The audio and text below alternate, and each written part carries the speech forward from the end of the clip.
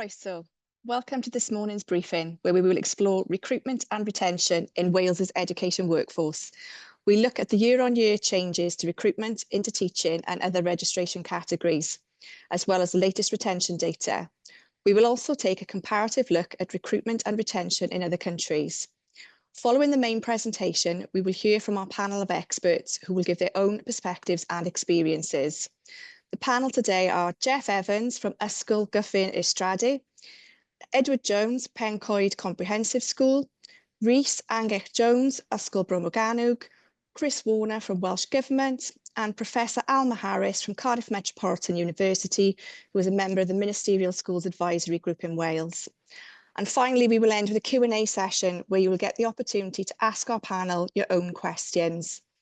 Just a few quick housekeeping notes before we begin the session. There is information on the screen and in the chat advising on how to select which language version of the presentation you would like to see. Please make sure you've selected the correct language choice. All cameras and microphones will remain off during the session. You'll be invited to turn your mic on if you'd like to ask a question orally during the Q&A session. Please use the chat function to engage with other participants throughout the event. And if you've got any questions, please use the Q&A option, which you will find along the bottom of your screen. Our EWC team will be monitoring this and collating the questions ready for discussion.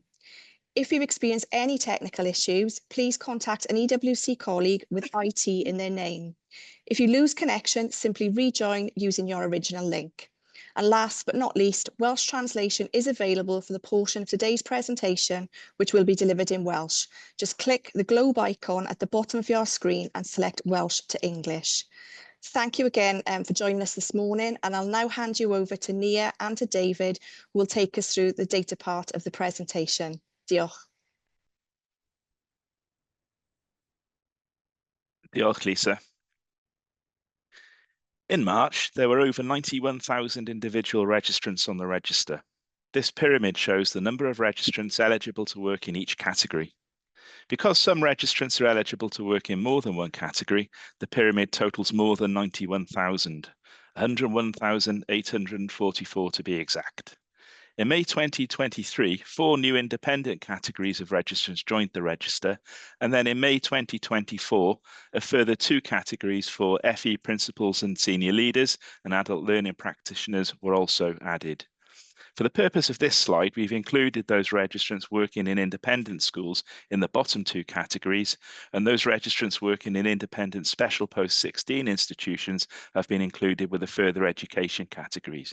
But as you can see, the further education principals and senior leaders are now at the top of the pyramid. The pyramid shows that learning support workers continue to be the largest category on the register, with over 47,000 practitioners registered.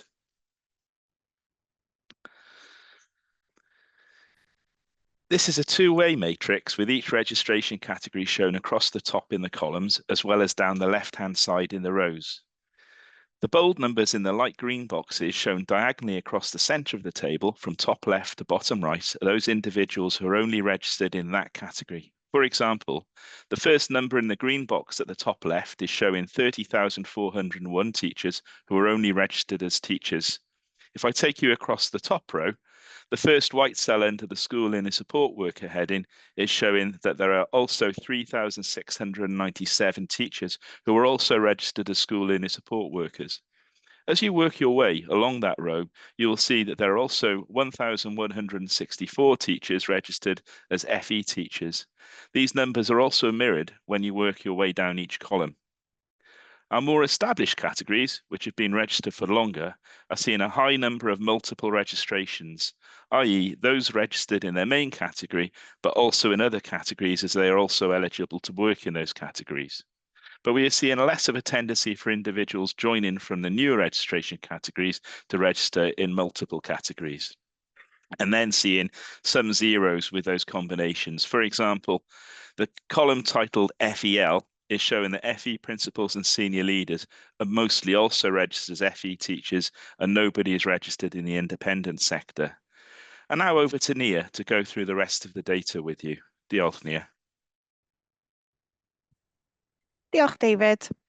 Dwi'n mynd i ddechrau heddiw drwy edrych ar recriwtio athrawon ac yn benodol athrawon newydd gymhwyso yn hyfforddi ac yn ymuno mewn i'r proffesiwn. Ar y chwith uchaf, gallaf weld y duedd 10 mlynedd o nifer o athrawon newydd gymhwyso sydd wedi dod yn ymuno â'r gweithlu a gallwch weld yn glir yr uchafswm yn 2022 yn cyd-fynd â'r pandemig. Mae'r niferoedd hyn wedi gweld gostyngiad wedyn, ond rydym yn amau i fod bellach yn ôl i lefelau cyn y pandemig. Ar y dde uchaf, gallwch weld yma canran yr athrawon newydd gymhwyso yn erbyn y categori cofrestru athrawon cyfan, fel y gallwch gael syniad o gyfansoddiad y categori. Yma, gallwch weld ar ei anterth fod athrawon newydd gymhwyso gyfystyr â 4.2% o'r holl athrawon cofrestredig. Ac os dilynwch y llinell i 2025, rydym bellach yn adrodd bod athrawon newydd gymhwyso gyfystyr â 3.3% o'r gweithlu athrawon. Mae'r siart ar draws gwaelod y dudalen yn dangos dadansoddiad lleiafrifoedd ethnig o athrawon newydd gymhwyso wrth gymharu â'r holl gategori athrawon cofrestredig. Fel y gallwch weld yn y colofnau pinc tywyll, rydym yn gweld bod mwy o athrawon newydd gymhwyso yn barod i ddatgan eu hethnigrwydd, ac dwi'n credu fod hynny'n gyfrannu at y canrannau uwch hyn. Ond, yr hyn nad ydym wedi ddangos yma yw bod gwyn yn parhau i fod yn mwyafrif ac yn 92.8% o athrawon newydd gymhwyso a 92.7% o'r holl athrawon. Ein bod yn gweld cynnydd bach yn y niferoedd lleiafrifoedd ethnig, maent yn parhau i fod heb gynrychiolaeth ddigonol o fewn y gweithlu addysg, wrth gymharu â ffigurau cyfrifiad diweddar ar gyfer Cymru.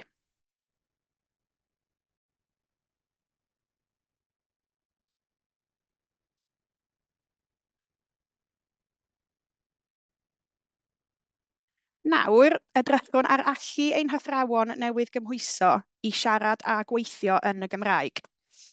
Ein diffiniad ni o siarad yn y Gymraeg yw hunan ddatganiad gan y cofrestrydd yn nodi a ydynt yn rhugl neu'n gymharol rhugl yn ei gallu.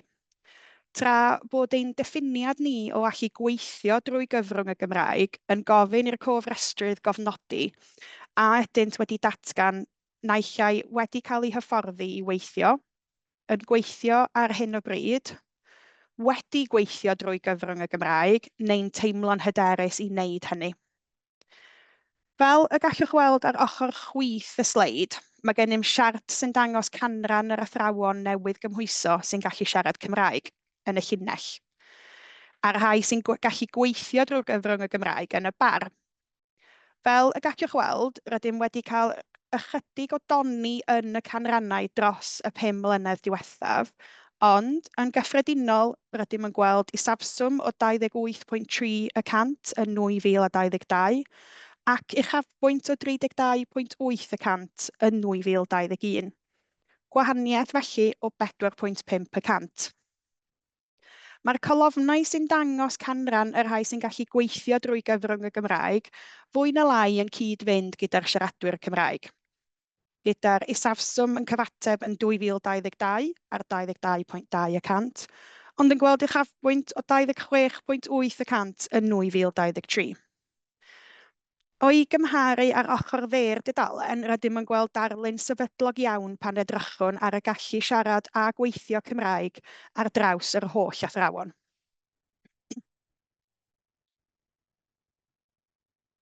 Yma, rydym yn edrych ar duedd 10 mlynedd o fewnbwn ac allbwn niferoedd cofrestru athrawon. Yn y tabl ar draws y top, gallwn weld cyfanswm nifer yr athrawon cofrestredig yn yr rhes uchaf ar gyfer bob blwyddyn. O dan hynny, gallwn weld nifer y cofrestreion nad oedd wedi cofrestru gyda'r cyngor bob blwyddyn, ac yna'n uniongyrchol islaw hynny, nifer y cofrestreion newydd sy'n ymuno â'r cyngor. Yna, mae'r rhes waelod yn dangos y gwahaniaeth rhwng yr rhai sy'n gadael ac yr rhai sy'n ymuno. Yr hyn sydd gennym yn y siart ar hyd y gwaelod yw canran y gwahaniaeth hwn o flwyddyn i flwyddyn. Felly, yn 2017, yr hyn y gallwn ni weld yw bod gostyngiad o 525 o gofrestraeon o'i gymharu â 2016. Felly, yn y siart, mae'r llinell lwyd ar draws y canol yn dangos 0, ac yna gallwn weld rhwng 2016 a 2021 fod sawl blwyddyn o ganrannau negatif, ac yna 3 blynedd o ganrannau positif. Mae hyn yn unol ar hwb y gawsom yn ystod y pandemig Covid, ond fel yr ydym wedi'w drafod o'r blaen, mae'n ymddangos ein bod yn ôl i lefelau cyn y pandemig.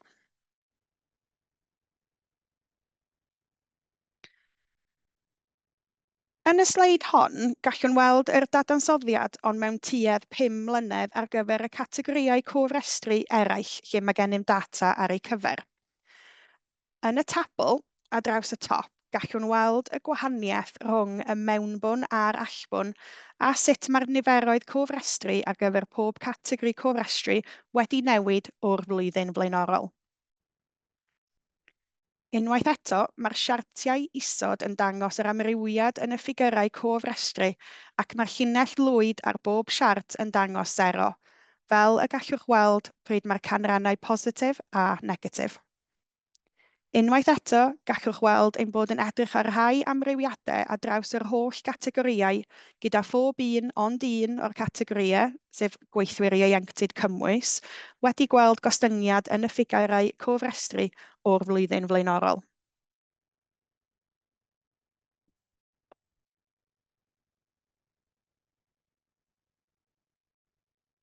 Yma, rydym yn edrych ar fwy o ddadansoddiad dargadwedd, ond yn yr achos hwn, rydym yn edrych ar garfannau penodol o gofrestraeon.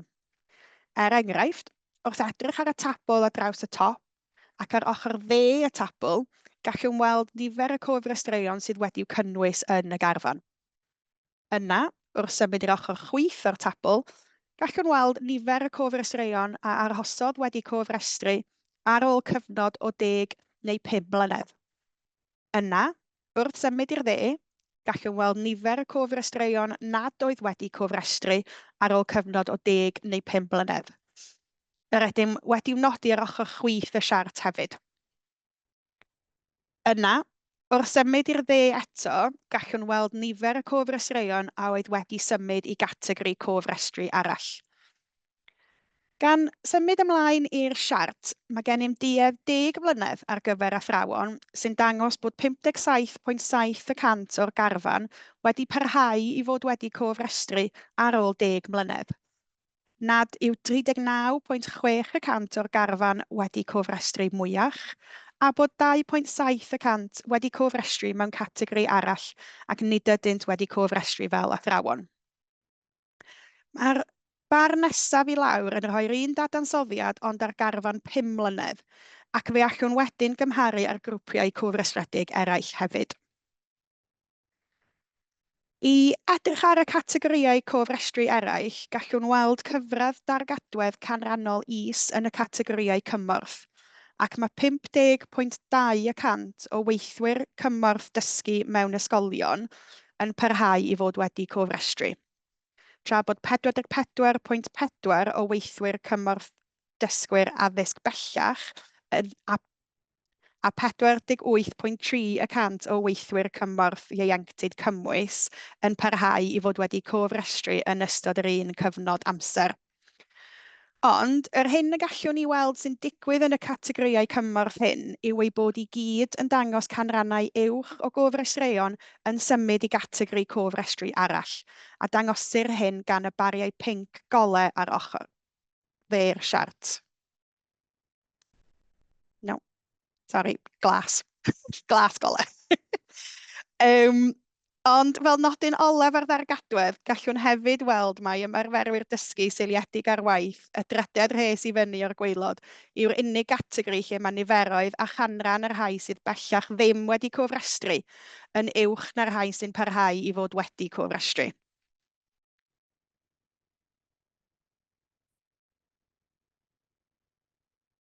Mae'r sleid hon yn edrych yn benodol ar nifer y cofrestruon sydd ddim wedi cofrestru gyda'r Cyngor Gweithlu Addysg ar ôl cyfnod o 5 mlynedd, ond yn edrych yn benodol ar ystod oedran yr unigolion hyn. Rydym wedi rhannu'r oedran i'r rhai o dan 55 ac yna dros 55 mlwydd oed. Yr rheswm am hyn yw yr oedran traddodiadol y gall athrawon ymddeol yw 55 mlwydd oed. Wrth edrych ar y siart ar waelod y sleid, yr hyn y gallwch chi weld yma yw'r rhaniad sy'n edrych ar nifer y cofrestruon sydd bellach heb gofrestru gyda'r Cyngor Gweithlu Addysg, ac os oedden nhw wedi dadgofrestru cyn 55 mlwydd oed yn y coch. Ac yna'r rhai sydd wedi dadgofrestru yn 55 mlwydd oed neu'n hŷn yn y pinc gole. Tynaf eich sylw at athrawon ar ochr chwith y siart a bod gennym rhaniad gymharol gyfartal gyda 54.7% o'r rhai sydd bellach heb gofrestru rhwng 2020 a 2025 yn gwneud hynny tra'n iau na 55 mlwydd oed. Tra bod 45.3% heb gofrestru yn 55 mlwydd oed neu'n hŷn ac ar oedran lle mae ymddeoliad yn fwy tebygol.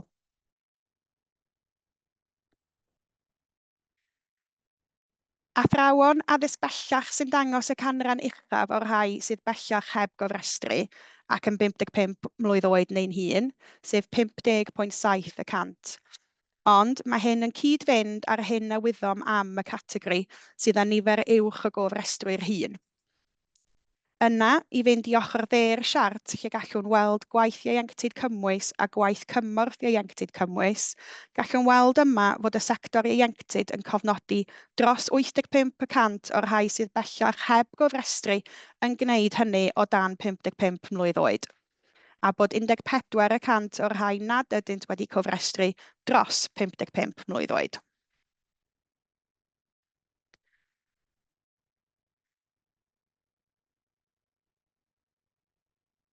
Mae'r sleid hon a'r sleid nesaf yn edrych ar y rhaniad oedran hwn yn fanylach. Yma, gallwn weld dadansoddiad mwy manwl o'r rhaniadau oedran yn y categori cofrestru hynny sydd yn 54 mlwydd oed a iau. Tynaf eich sylw at y 3 categori gweithwyr cymorth, sef gweithwyr cymorth dysgu ysgol, yr ail o'r top, gweithwyr cymorth dysgu addysg bellach yng nghanol y siart, a gweithwyr cymorth ieuenctid cymwys ar y gwaelod a'r canrannau uchel yn y categoriau cofrestru yma, gyda 38.8%, 32% a 22.3% yn y drefn honno, a bellach heb gofrestru ac o dan 30 mlwydd oed. Yn debyg i'r hyn a ddangoswyd gyda'r athrawon addysg bellach, rydym yn gweld patrwm tebyg yma i'r hyn y byddem yn ei ddisgwyl gyda'r categoriau sy'n cynnwys nifer uwch o gofrestruon iau. Mewn cymhariaeth, wrth edrych ar athrawon ysgol, athrawon addysg bellach ac ymarferwyr dysgu seiliedig ar waith a'r lliw pinc golau ar ochr dde'r siart, rydym yma'n gweld canrannau uwch o gofrestruon hynny sydd bellach heb gofrestru, tra'i bod rhwng 50 a 54 mlwydd oed.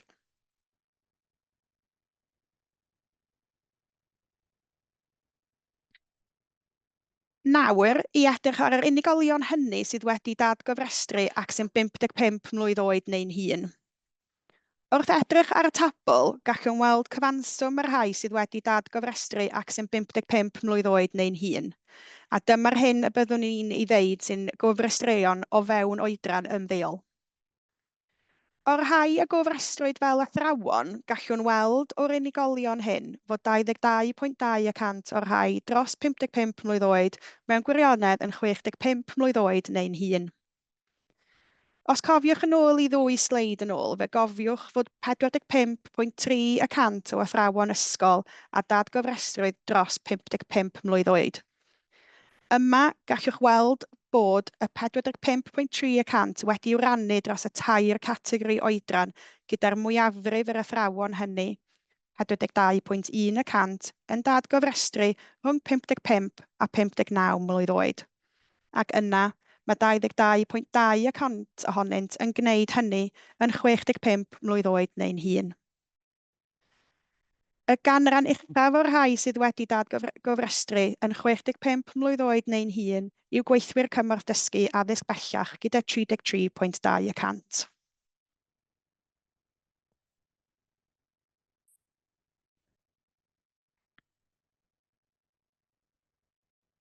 Rydym nawr yn mynd i edrych yn benodol ar gallu siarad Cymraeg a gweithio yn y Gymraeg, ymhlith y rhai sydd wedi aros wedi cofrestru ar ôl 5 mlynedd, y rhai sydd heb gofrestru a'r rhai sydd wedi cofrestru mewn categori arall.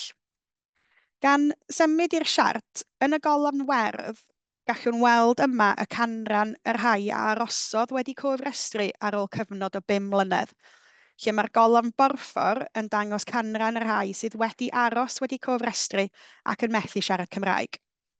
Ac ym mhob un o'r categoriau cofrestru ond un, mae canran y rhai sy'n aros wedi cofrestru ac yn gallu siarad Cymraeg yn uwch. Gan ddangos bod cofrestruon sy'n siarad Cymraeg yn fwy tebygol o aros wedi cofrestru yn yr un cyfnod. Mae'r ddwy golofn nesaf yn dangos canran y rhai nad ydynt wedi cofrestru ar ôl cyfnod o 5 mlynedd.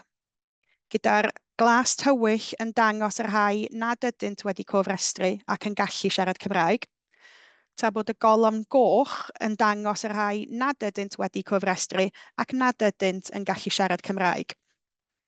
Mae hyn yn adlewyrchu'r ddwy golofn flaenorol, lle mae canran y siaradwyr Cymraeg nad ydynt wedi cofrestru yn is ar draws pob un o'r categoriau cofrestru.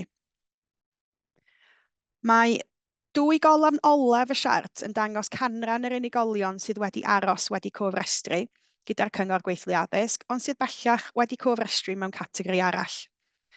Tynaf eich sylw yma at y ganran fach iawn o athrawon sy'n symud categoriau cofrestru, ond fel y byddem yn ei ddisgwyl yn y categoriau mwy dros dro, fel y gweithwyr cymorth, mae'r canrannau hyn yn uwch.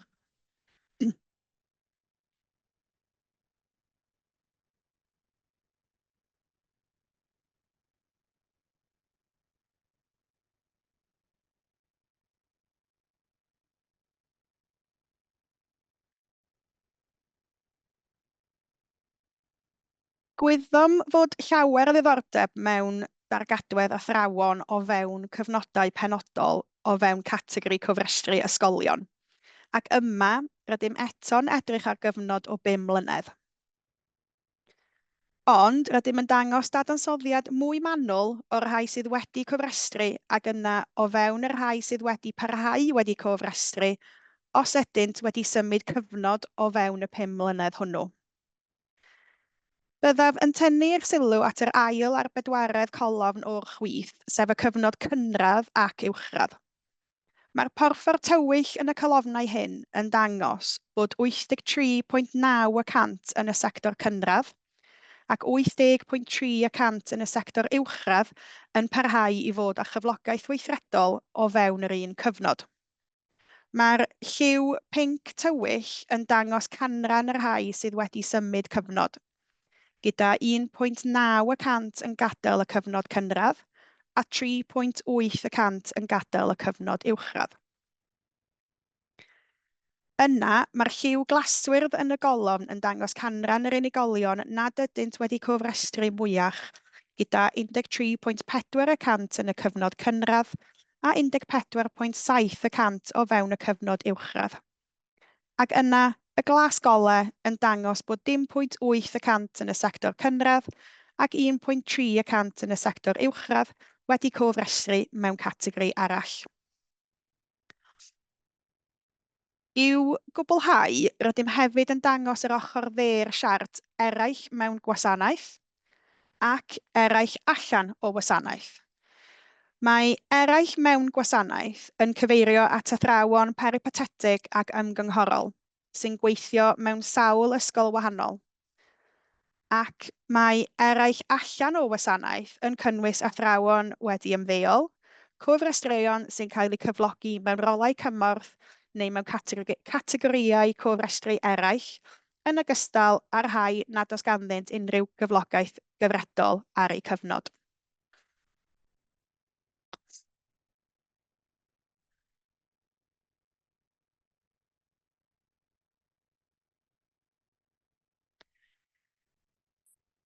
Nawr rydym yn edrych I symud ar ddadansoddiad ond o fewn y categori gweithwyr cymorth dysgu ysgol, gyda'r niferoedd ar gyfer pob cyfnod yn y tabl ar y top y sleid, a'r siart isod yn dangos canrannau'r rhain. Ar unwaith, gallwn weld bod llawer llai o'r lliw porffor tywyll a mwy o'r lliw glaswyrdd o fewn y colofnau ar gyfer gweithwyr cymorth dysgu ysgol. Credaf fod hyn yn unol ar hyn a ddeallwn am y categori cofrestru a natur fwy dros dro gweithwyr cymorth dysgu ysgol. Os edrychwn ar y cyfnod cynradd ac uwchradd eto, yr ail a'r bedwaredd golofn o'r chwith, yn y cynradd gallwn weld bod 56.9% o weithwyr cymorth dysgu ysgol wedi aros yn y cyfnod, tra bod 45.7% o weithwyr cymorth dysgu ysgol yn aros yn y cyfnod uwchradd ar ôl cyfnod o 5 mlynedd. Rydym hefyd yn gweld bod 10.3% o weithwyr cymorth dysgu ysgol cynradd ac 11.1% o weithwyr cymorth dysgu ysgol uwchradd wedi symud cyfnod. O'i gymharu ag athrawon ysgol, rydym yn gweld bod 30.4% o weithwyr cymorth dysgu ysgol cyfnod cynradd a 36.8% o weithwyr cymorth dysgu ysgol uwchradd yn y glaswyrdd heb eu cofrestru mwyach.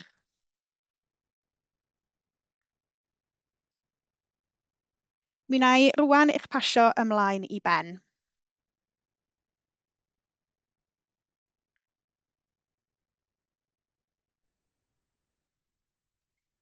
Diolch Nia and David for talking us through those points. I'm going to hand over now to Ben, who's going to talk about this from some of the policy perspectives. So hopefully you'll find that useful. Thanks, Ben. Over to you. Thank you, Lisa. Good morning, everybody. So, as David and Lisa have highlighted, Wales is facing ongoing challenges in relation to teacher recruitment and retention, particularly in secondary schools.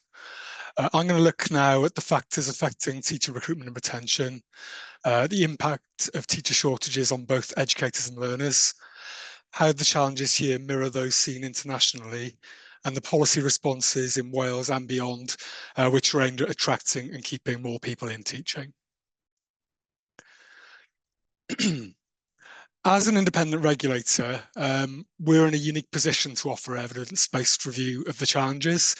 Our insights draw on our register, which provides real-time workforce intelligence, data and intelligence from our IT accreditation work, including monthly recruitment tracking and QTS award data, intelligence gathered through engagement with registrants, employers and stakeholders, and through outreach work at careers fairs and other events, insights from academic studies and international research, and also grant-funded research that we undertake for Welsh Government related to our remit, which has included data and research projects relevant to recruitment and retention.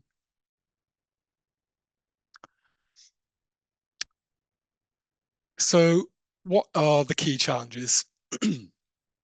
Well, despite a range of initiatives designed to attract more people into teaching, the overall number of school teachers registered with the EWC has fallen by more than 5.5% over the past decade.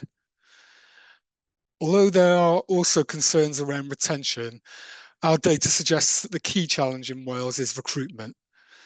Put simply, too few new teachers are entering the profession to replace those leaving. So the key focus needs to be on attracting more people to consider teaching careers and then ensuring that they're supported through the pipeline to complete initial teacher education and gain QTS. And we then, of course, need to make sure that we retain them, enabling them to build fulfilling careers with clear opportunities for growth and progression. Whilst we're focusing this morning on school teachers, it's important to note that recruitment and retention challenges exist across the education workforce. The number of school learning support workers, FE teachers and learning support workers, and work-based learning practitioners registered with the EWC have all fallen over the past year. In the case of FE teachers, many of the challenges mirror those relating to school teachers, including competition from other industries, especially in STEM, recruitment difficulties in rural areas, and insufficient numbers able to teach through the medium of Welsh. For school learning support workers, the key challenge is retention. Around half of those registered as LSWs in 2020 remain registered in the same category 5 years later in 2025. And this high turnover directly impacts schools, learners, and teachers, creating instability and increasing workload. So we're clear that it's not just in the teaching category where there are recruitment and retention challenges that need to be addressed. Looking at the impacts of recruitment and retention challenges, school teacher shortages are placing real pressure on the existing workforce. Teachers are covering additional classes, working outside their specialisms, taking on additional responsibilities. Time for professional development is reduced. Heads are distracted from core leadership priorities, and recruitment challenges in leadership roles can undermine stability and morale. There are also negative impacts on learners with greater reliance on supply staff, cover supervisors, and LSWs. Larger class sizes, reduced individual support, delays in ALN support, and reduced extracurricular opportunities. Both the NFER and Education Policy Institute have found that schools in rural, remote, and disadvantaged areas are especially affected by shortages, risking widening attainment gaps and entrenching inequality. And then there's the effect on subject choice. Both the NFER and Estin have found that this problem is particularly acute in Welsh medium settings, where finding suitably qualified STEM teachers can be especially challenging. So how are the recruitment challenges being addressed? Well, it's a system-wide responsibility. Welsh Government invests in national campaigns, while local authorities, supply agencies, and ITE partnerships all support entry into the profession. The EWC also promotes careers through Educators Wales, which provides a national jobs portal and advocacy service, engaging with thousands of prospective educators each year. A range of strategies and initiatives aim to attract more teachers, including £5,000 bursaries for Black, Asian and minority ethnic students and Welsh speakers, a £5,000 retention bursary for teachers who have taught Welsh or through the medium of Welsh for 3 years, and priority subject incentive grants of £15,000. Welsh Government has also invested in the Teach in Wales campaign, which works closely with Educators Wales. And significant changes have also been made to ITE. New accreditation standards, which have been in place since 2019, require university school partnerships to deliver academically rigorous, practice-focused programmes designed to raise the status of teaching, ensure consistency across providers, and prepare educators to teach curriculum for Wales. A review of the framework is currently taking place, and this will provide opportunities for further refinements and improvements. So a lot has been done to attract new talent into teaching, but falling teacher numbers suggest that this isn't a problem that can easily be solved through marketing or financial incentives. Our intelligence indicates that there are systemic issues affecting the working lives of teachers and leaders, issues that harm morale, drive people out of the profession, and also put off new entrants. Teaching also faces tough competition from other professions that offer more rapid progression, better perks, and greater flexibility. In this context, even the best recruitment campaigns will fail unless working conditions are improved so that teaching is seen as a profession that's genuinely rewarding and respected. Engagement with teachers, leaders, and prospective entrants highlights several recurring issues to be addressed, including heavy workload, bureaucracy, and accountability, with the perception of long hours and excessive paperwork putting off many potential recruits, insufficient professional trust, and issues with pupil behaviour adding significantly to teacher stress and deterring many from entering the profession. Other pressures include the expanding role of teachers, ALM provision, parental relationships, and access to professional learning, which remains inconsistent. Looking at pay, recent pay rises mean that teachers in Wales now start on £33,731 a year, compared to a median graduate starting salary in Wales of £28,000, as reported last year by the Institute of Student Employers. Teachers also benefit from membership to a competitive pension scheme. However, sectors such as finance, engineering and ITE frequently offer significantly higher starting salaries, as well as bonuses, opportunities for rapid progression, and other benefits not available in teaching, like flexible and home working, company cars, and opportunities to work overseas. Job security is another challenge, with new and recently qualified teachers in Wales struggling to secure permanent contracts. Our data shows that this academic year, of NQTs disclosing details of their employment contract, just over 1 in 5 are undertaking their induction period with a permanent contract in place. This situation creates insecurity and limits opportunities for pay progression.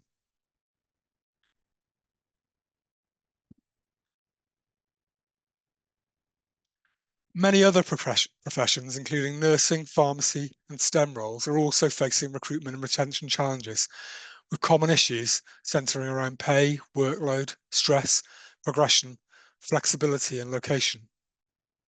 A 2025 UK Parliament briefing found that almost half of engineering and technology businesses report difficulties recruiting because of skills shortages in STEM.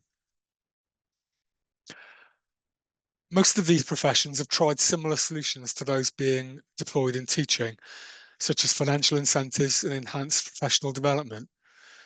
Others have explored options less suited to teaching, like flexible career entry points. Apprenticeships are also becoming increasingly popular, and it's notable that in England, a teacher degree apprenticeship has recently been introduced and is apparently growing in popularity. Recruitment and retention challenges in education are, of course, also a global issue. UNESCO's 2024 Global Report on Teachers reports a significant shortage of teachers around the world, with an additional 44 million primary and secondary teachers needed by 2030. In Europe and North America, around 4.8 million additional teachers needed, with shortages stemming from both retirements and teachers leaving the profession early. Some of the specific recruitment problems we face in Wales aren't entirely unique either. Increasing the ethnic diversity of the teaching workforce is a major challenge across the UK, much of Europe, the USA, Australia and Canada. And turning to the challenges around Welsh language recruitment, other countries with minority languages are also experiencing comparable issues. In Ireland, Irish medium schools continue to report significant staffing shortages. Spain's bilingual regions face similar problems, and in Canada, provinces are implementing long-term strategies to attract and retain French-speaking teachers, including through international recruitment. Research by the universities of Birmingham, Durham and Warwick in 2024 analysed data from 18 different countries in order to try and identify key factors affecting recruitment and retention. They found that pay, resources and pupil behaviour are all major issues, and that quick fix measures such as bursaries, scholarships and performance-related pay alone are insufficient, and that it's more important to focus on raising the status of teaching and ensuring that schools are well-resourced and supported. Significantly, they found that countries where teachers feel valued, like Singapore and Finland, face far fewer shortages. Further research by the universities of Durham and Warwick, also published in 2024, highlights how broader systemic factors, including government planning, employment structures, labour markets, culture and politics, shape teacher supply and demand. They also emphasise the importance of tackling poor pupil behaviour and strengthening leadership support, particularly in challenging environments. The OECD's 2024 Education Policy Outlook publication reinforces the conclusion that there are no easy quick fix solutions. Looking across 38 OECD member countries, The review found that no single lever, such as pay rises or workload reduction, can solve teacher shortages alone. Instead, it identifies them as a systemic challenge requiring coordinated long-term planning across government. While many countries have focused on recruitment, fewer have prioritised retention, despite evidence that improving working conditions, professional recognition, and opportunities for professional development are vital to sustain a stable workforce. The OECD calls for robust, data-driven workforce planning, policies that strengthen the profession's foundations, valuing teachers' expertise and supporting leadership, reduce bureaucracy and continuous professional learning. They urge education systems to adapt to technological and societal change, from AI and digital technologies to new models of collaboration between educators, researchers and industry. They stress that teachers themselves must be active partners in shaping policy development and reform, ensuring that change is grounded in professional insight. So we think it's clear that improving teacher recruitment and retention in Wales requires a coordinated system-wide effort across government and key partners, from schools and local authorities to IT providers and organisations like the EWC. And we believe the following 5 areas are key. First, raising the status of the profession. Teachers need to be valued and held in high regard by the public. We need to think very deeply about how we can promote a positive public narrative around teaching, recognise and celebrate the vital contribution teachers make to society, and build trust and autonomy by reducing unnecessary bureaucracy. Second, improving working conditions to ensure that ensuring that pay is competitive. To ensure that teaching is a rewarding and sustainable career, the evidence suggests that we need to ensure pay is competitive and that a variety of progression opportunities are available. Reduce workload and streamline bureaucracy, which is essential to transform both the day-to-day experience of teachers and shift negative perceptions among potential entrants. And teachers need to be properly supported, with guaranteed access to high-quality professional learning that supports development and progression throughout their careers. Third, we need to enhance flexibility and work-life balance. Reimagining teaching roles to reflect modern expectations around flexibility is not a straightforward challenge, but we need to consider flexible working options such as varied working hours and making it easier to job share, and build on the findings of the OECD's recent study, which explored how the teaching profession in Wales might evolve to meet future challenges, develop stronger professional identity, and offer more diverse and flexible career pathways. Fourth, we need to build a workforce that reflects and meets the needs of modern Wales. It's essential that the profession is seen as a viable and rewarding career that's open to people from all backgrounds, widening the talent pool and fostering a more inclusive and representative education system. We therefore need to do more to recruit teachers who are able to teach Welsh and teach through the medium of Welsh, which is essential to realise Welsh Government's Cymraeg 2050 ambitions, and continue to target underrepresented ethnic groups through tailored outreach and financial support to ensure that the teaching workforce reflects the diversity of our communities. We also need to promote teaching early and effectively to school pupils and undergraduates in order to help broaden the future talent pool. Finally, we need to focus on evidence-based policy development. Robust workforce planning based on accurate and timely data is vital to anticipate and respond to changing needs. That means using real-time data from the EWC register to inform planning, including the development of a strategic education workforce plan. Listening to the experience of teachers, leaders, and those entering and leaving the profession so that decisions reflect what's happening on the ground. And finally, learning from international best practice and recognising that lasting improvement comes only from long-term systemic reform. Thank you. I'll hand you over to Lisa now. Thank you, Ben. That was really helpful, really insightful. And just to mention in his presentation, Ben said that we receive intelligence from a wide range of our stakeholders. As you know, we register 13 different registrant groups. And I think it's also important to mention that the youth sector is also seeing the similar issues that Ben ran through there in the teaching sector. So just wanted to draw that to your attention as well. Hopefully you found both the data presentation from Nia and the policy insights from Ben really helpful and insightful, and has given you some food for thought for the Q&A session, which we'll have shortly. But first of all, let's start over to our panel to have a bit of time each talking through their areas, and we're going to hear from a panel of experts on their perspectives. So we start with Jeff Evans, who is Head of Ysgol Gyfun Ystrade. Jeff, over to you. Thank you. Bore da bawb, diolch yn fawr iawn, a diolch hefyd am y gwahoddiad I fod yn rhan o'r digwyddiad heddiw.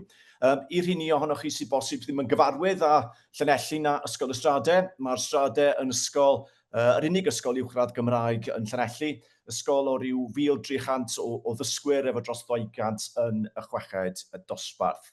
A dwi'n credu cyn I mi fynd ymlaen efo ynghyflwyniad, jyst un neu ddau o bethau dwi'n credu ddatgelu. Un, dwi yn aelod o grŵp penaethiaid sydd yn cynghori'r gweinidog o ran gwaith I Lywodraeth Cymru, a mae elfen o y testyn sydd dan drafodaeth heddiw yn rhan o'r gwaith dwi wedi bod yn rhan ohono dros yr misoedd diwetha.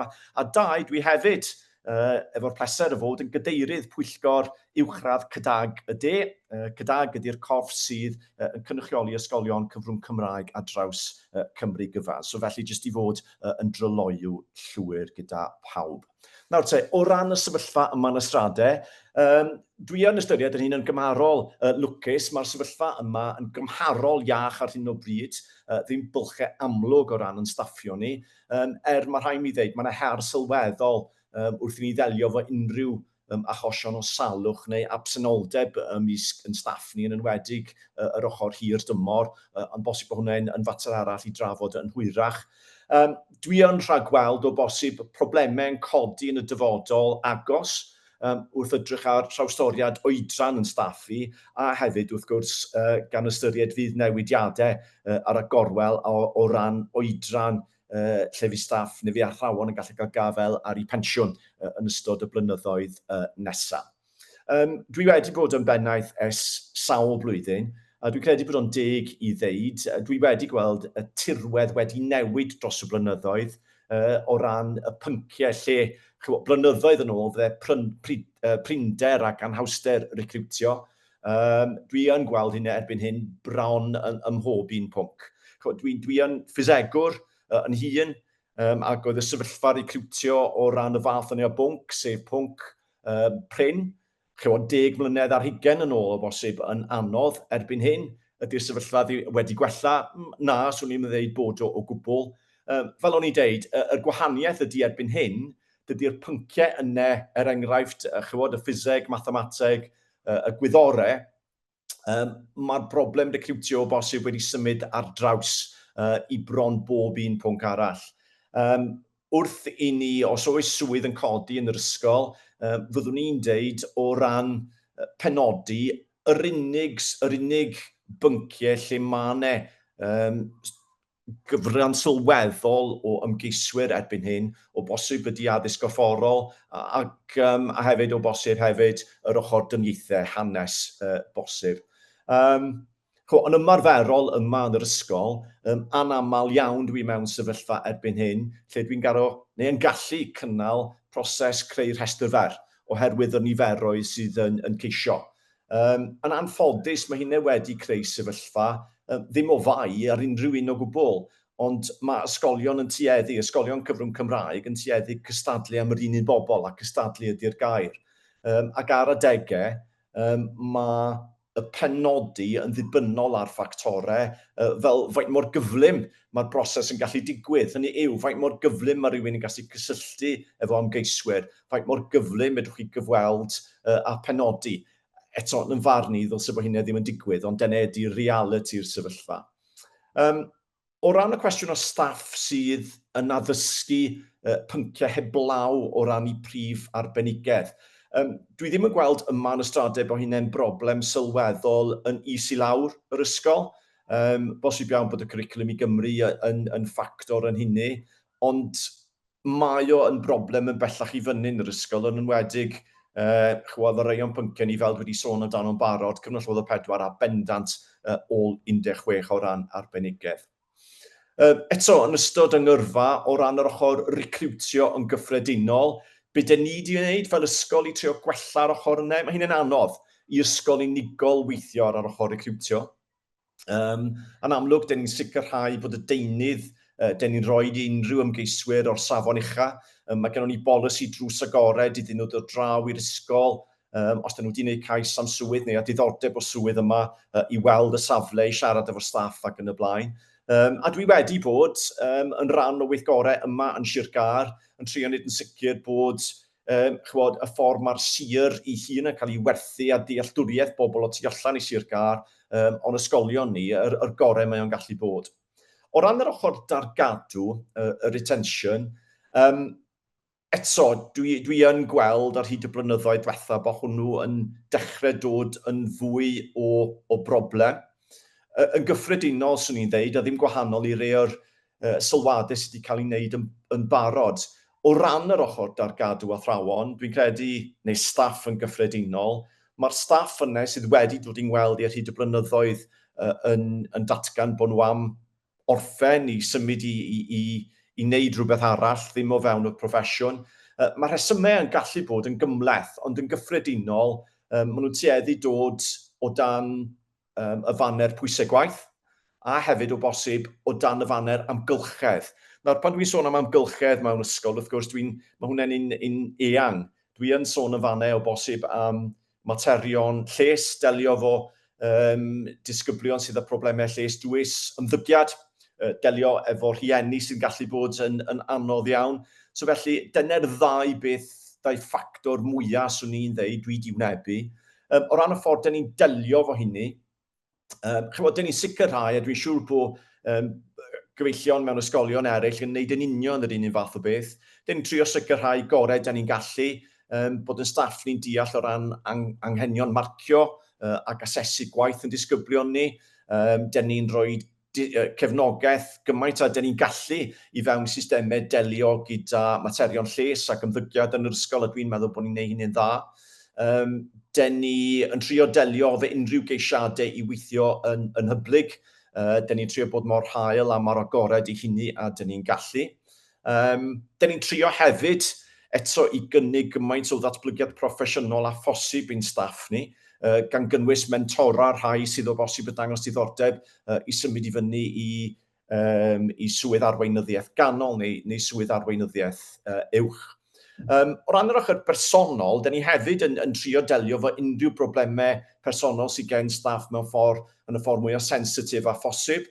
Mae gen i aelod o'r tîm arwain sydd yn benodol yn delio gyda lles staff. Dyn ni'n cynnal gweithgareddau lles gymaint a dyn ni'n gallu, a hefyd mae gennym ni fforwm lles staff sydd yn bwydo uniongyrchol yn syth at y tîm arwain. Ond dwi yn gweld o bosib fwy o bwysau yn dod ar staff, yn enwedig wrth iddyn nhw sôn wrthai am y bwysau sy'n dod o ran yr oriau gwaith maen nhw'n wrthi'n weithio. Mae'n fwy o hynny wedi codi yn ystod y blynyddoedd diwetha. O ran y data sydd wedi cael ei ddangos y bore, mae diddorol iawn, yn enwedig o ran rhai o'r tueddiadau, patrymau sydd yn cael ei ddangos. Mae o'n adlewyrchu, fel o'n i'n deud gynt, o bosib y sefyllfa dyn ni, a hefyd dwi'n ddigon hyderus i ddeud y fath o wybodaeth sydd wedi cael ei rannu fo fi o gyfeillion sydd yn gweithio mewn ysgolion eraill. Y ffaith bod llai a llai o bobl yna allan a diddordeb i fod yn athrawon ac yn y blaen. Fyddwn ni yn codi o bosib ar adegau, mae data'n gallu bod yn declyn ac yn arf pwerus, ond o bosib mae o'n gallu bod yn declyn sydd ddim yn cuddio, ond ddim yn rhoi y darlun llawn ar adegau. Fydde gennau ddiddordeb mawr i weld, yn enwedig o ran yr gwahaniaeth rhwng yr uwchradd a'r cynradd. Enghraifft, sut mae y sefyllfa recriwtio mewn ardaloedd fwy gwledig neu ardaloedd fwy difreintiedig yn cymharu ar draws Cymru gyfan. Enghraifft i chi, wrth gwrs, fydde O'm mhrofiad i, mae nifer y bobl ifanc yn enwedig, bobl ifanc sydd yn gallu siarad Cymraeg, os dyn nhw'n symud i fewn, neu eisiau gweithio yn y byd addysg, mae nifer ohonyn nhw'n amlwg yn y lle cyntaf, os dyn nhw'n dod o'r gogledd neu o'r gorllewin, o bosib a diddordeb symud i Gaerdydd yn y lle cyntaf. Ond fydde data bosib fwy sensitif neu fwy soffistigedig bosib ydy'r gair yn ddefnyddiol i weld lle mae'r mannau gwan neu ar draws Cymru a bendant o ran yr ochr difreintiedig. Chwyd wedi cyffwr ar heriau ymddygiad yn barod sydd wedi cynyddu ers Covid. Dyn ni, dwi'n siŵr fel bob un ysgol arall, wedi trio'n gorau i sicrhau bod yn staff ni'n cael cefnogaeth. Mae heriau yn dod mewn gwahanol ffyrdd. Dyn ni wedi gweithio'n agos iawn gyda'r awdurdod leol i sicrhau bod y negesion yn gyson ar draws pob un o'n ysgolion uwchradd ni, ac bod y negesion ynglyn â ymddygiad gwael yn cael ei rannu fo rieni, a dwi'n credu bod hynny wedi bod ar un pwynt yn beth positif dros ben. Hefyd, dych chi wedi clywed sôn am sut mae grantiau ac rhaglenni gwahanol wedi bod o rywfaint o gymorth o ran yr ochr recrwtio ac o ran yr ochr dargadw. Mae'r grant cynyddu capacity gweithlu wedi bod yn ddefnyddiol. Mae rhaglen trosglwyddo o'r cynradd i'r uwchradd. Dwi'n gwybod efo rei o'r ysgolion uwchradd wedi bod yn llwyddiannus iawn, o bosib ddim gymaint i ni. Mae rhaglenni cefnogi dwyster yn y Gymraeg hefyd wedi bod o ddefnydd i rei ysgolion. Na i gyffwr os gai a rywfaint o'r gwaith fel o'n i'n trafod gynt wedi bod yn wneud o ran Llywodraeth Cymru. Strategaeth y gweithlu addysg, mae nifer enwch chi dwi'n siŵr yn ymwybodol o hynny. Mae hynny wedi bod yn waith diddorol iawn, yn edrych ar enghraifft oriau cyswllt. Ydy hynny'n ffactor sylweddol o ran gwneud y proffesiwn fwy atyniadol, yn bersonol dwi'n credu bod o. Y gallu athrawon weithio yn hyblyg, mae hwnna'n ein cymleth, yn enwedig i ni yn yr uwchradd o ran gofynion amserlen ac yn y blaen. A hefyd llwybrau i fewn i'r proffesiwn. Enghraifft, mae gennai yma nifer o gynorthwywyr addysgu da iawn, bobl ifanc sydd gynt yn gyn-ddisgyblion yma yn y stradau, sydd wedi bod i brifysgol, sydd â diddordeb symud ymlaen i'r proffesiwn. Ond bendant mae'r baich gwaith yn fater o ddiddordeb mawr iawn i mi.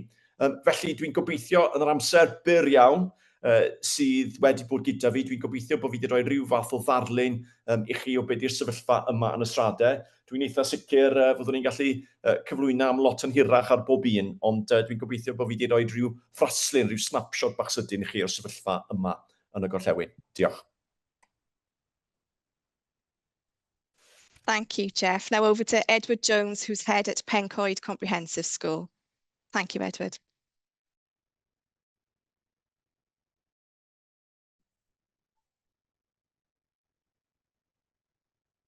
Good morning. I'm Edward Jones. I'm head teacher at Pencoed Comprehensive School. I got the sun coming in through the windows this morning, so sorry I look a little bit bleached out.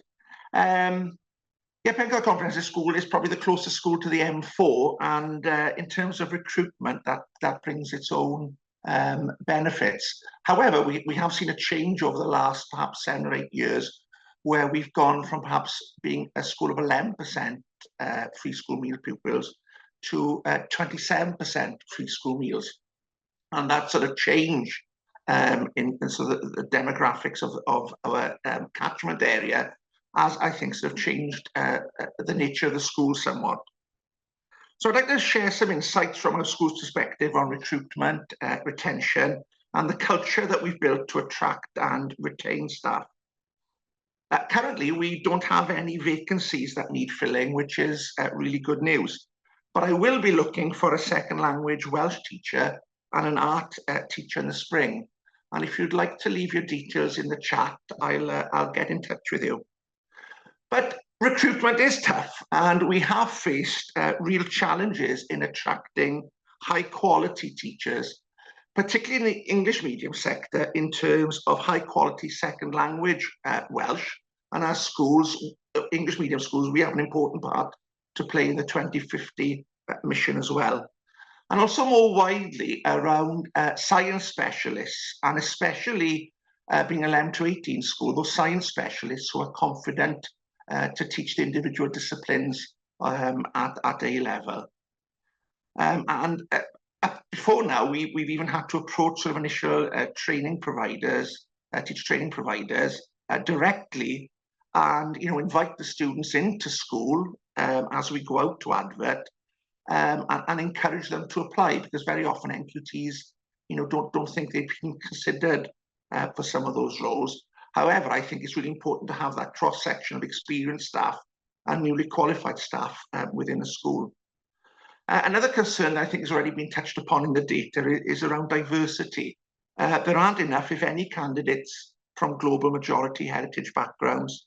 And ideally, our staff should reflect the communities we serve.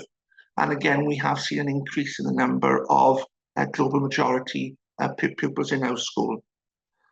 I think funding in itself adds pressures. There are fewer opportunities for staff to move between schools and gain promotions, which limits career progression, which in turn I think can lead to an early exit from teaching. Also, budgetary pressures are reducing opportunities for our support workers, for our LSAs and LSOs. And obviously, the pay rates for those staff are quite key in terms of our inability to retain some of our best LSAs, LSOs, after that sort of initial window of 2 to 3 years. And again, we see this new trend now of potential teachers coming to work as LSAs, perhaps for a year, as a gap year, either before or after university. We try to ensure that all our teachers teach as much as possible within their specialist areas, and endeavour to ensure that every NQT is provided with a specialist classroom, their room. I think that's really important, to make sure they have digital screens, a laptop, and also, again, a point raised earlier, a permanent contract where we can, because we want to invest in those members of staff right from the start. But despite some of the challenges, we have worked hard to create a culture that supports staff and makes them want to stay with us. Our recent ESTIN inspection highlighted 2 key areas that I think are important. A strength of the school is the way that leadership responsibilities are shared across the school. This enables leaders to prioritise their work effectively and provides opportunities for staff to develop the skills in line with their ambitions. And I think I'm very much of the view that, where there are opportunities to develop staff, not always necessarily with a TLR, but we should really think about where they might be looking to go in the next 5 to 10 years. And also very pleased with our inspection report, the staff described a profound and tangible sense of belonging. Something we've taken pride in as a school, and something we've worked really hard upon. And I think belonging matters. I think that as a school, we focused on collegiality, collaboration, and distributed leadership.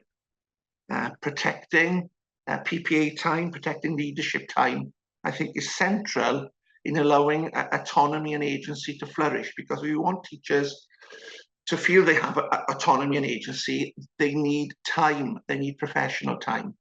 And with us, teachers very rarely cover, if at all.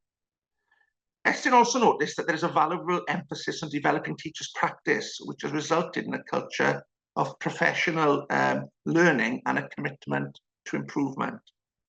We have placed a deliberate emphasis on collaborative planning within our AOLEs and a culture of supportive monitoring focused on improvement, coaching, sharing, and celebrating practice within the school, rather than the idea of, we monitor to try and catch people out. And I think having that very supportive professional approach is really important. So looking ahead, to sustain our journey, or our improvement journey to school, we need strong induction and early professional development, supported by an upstanding senior mentor. And we're very lucky as a school. I believe we do have an upstanding senior mentor, and she plays a really important role in ensuring that our teachers do develop within their early career development and do go on to become successful teachers. We place an emphasis on career pathways into leadership. However, I am worried about some of those increasingly demanding roles, such as the role of the Elenco and the designated safeguarding lead. And that comes back to something that Jeff talked about the culture within a school. And actually those two roles in particular, the role of the Elenco and the DSL, are very demanding professional roles. And relationships with a small group of parents can be challenging to pastoral staff, particularly in supporting behaviour and good attendance. Technology and artificial intelligence helps reduce workload and improve behaviour, as does data management. However, I think there are some systemic issues in Wales, like fragmented professional learning and workload pressures. We keep coming back to national meetings that focus around workload, but I don't actually see the workload reducing from a central government point of view. For me, too many of our limited professional learning days are now being taken up with what I would refer to as compliance training, rather than focusing on our core business around learning and teaching. Ultimately, retaining teachers is going to be about leadership, culture, and climate. And for me, climate is what it feels like to be a teacher in our school. High quality teaching is the most powerful lever for pupil progress. And that starts with attracting and retaining great teachers. I think we need to develop those roles, the roles of business managers within a school, so that people like myself in a head teacher role can focus on teaching and supporting my teachers and support staff, rather than being focused on dealing with leaking roofs and asbestos surveys. We also need to, I think, develop the role of the Elenco following the LN reform bill to work as a trusted advisor in school, supporting all classroom teachers to be specialists or to become confident ALN teachers. So thanks for listening. I know I've tried to keep the script because I'm known for going on a little bit. But for me, I believe that belonging, for us, a team Pencoed approach, alongside a vibrant culture of professional learning, are the keys to recruitment and retention in our context. And we're committed to building on those strengths. Diolch, Edward. Next, we'll hear from Rhys Jones, Head of...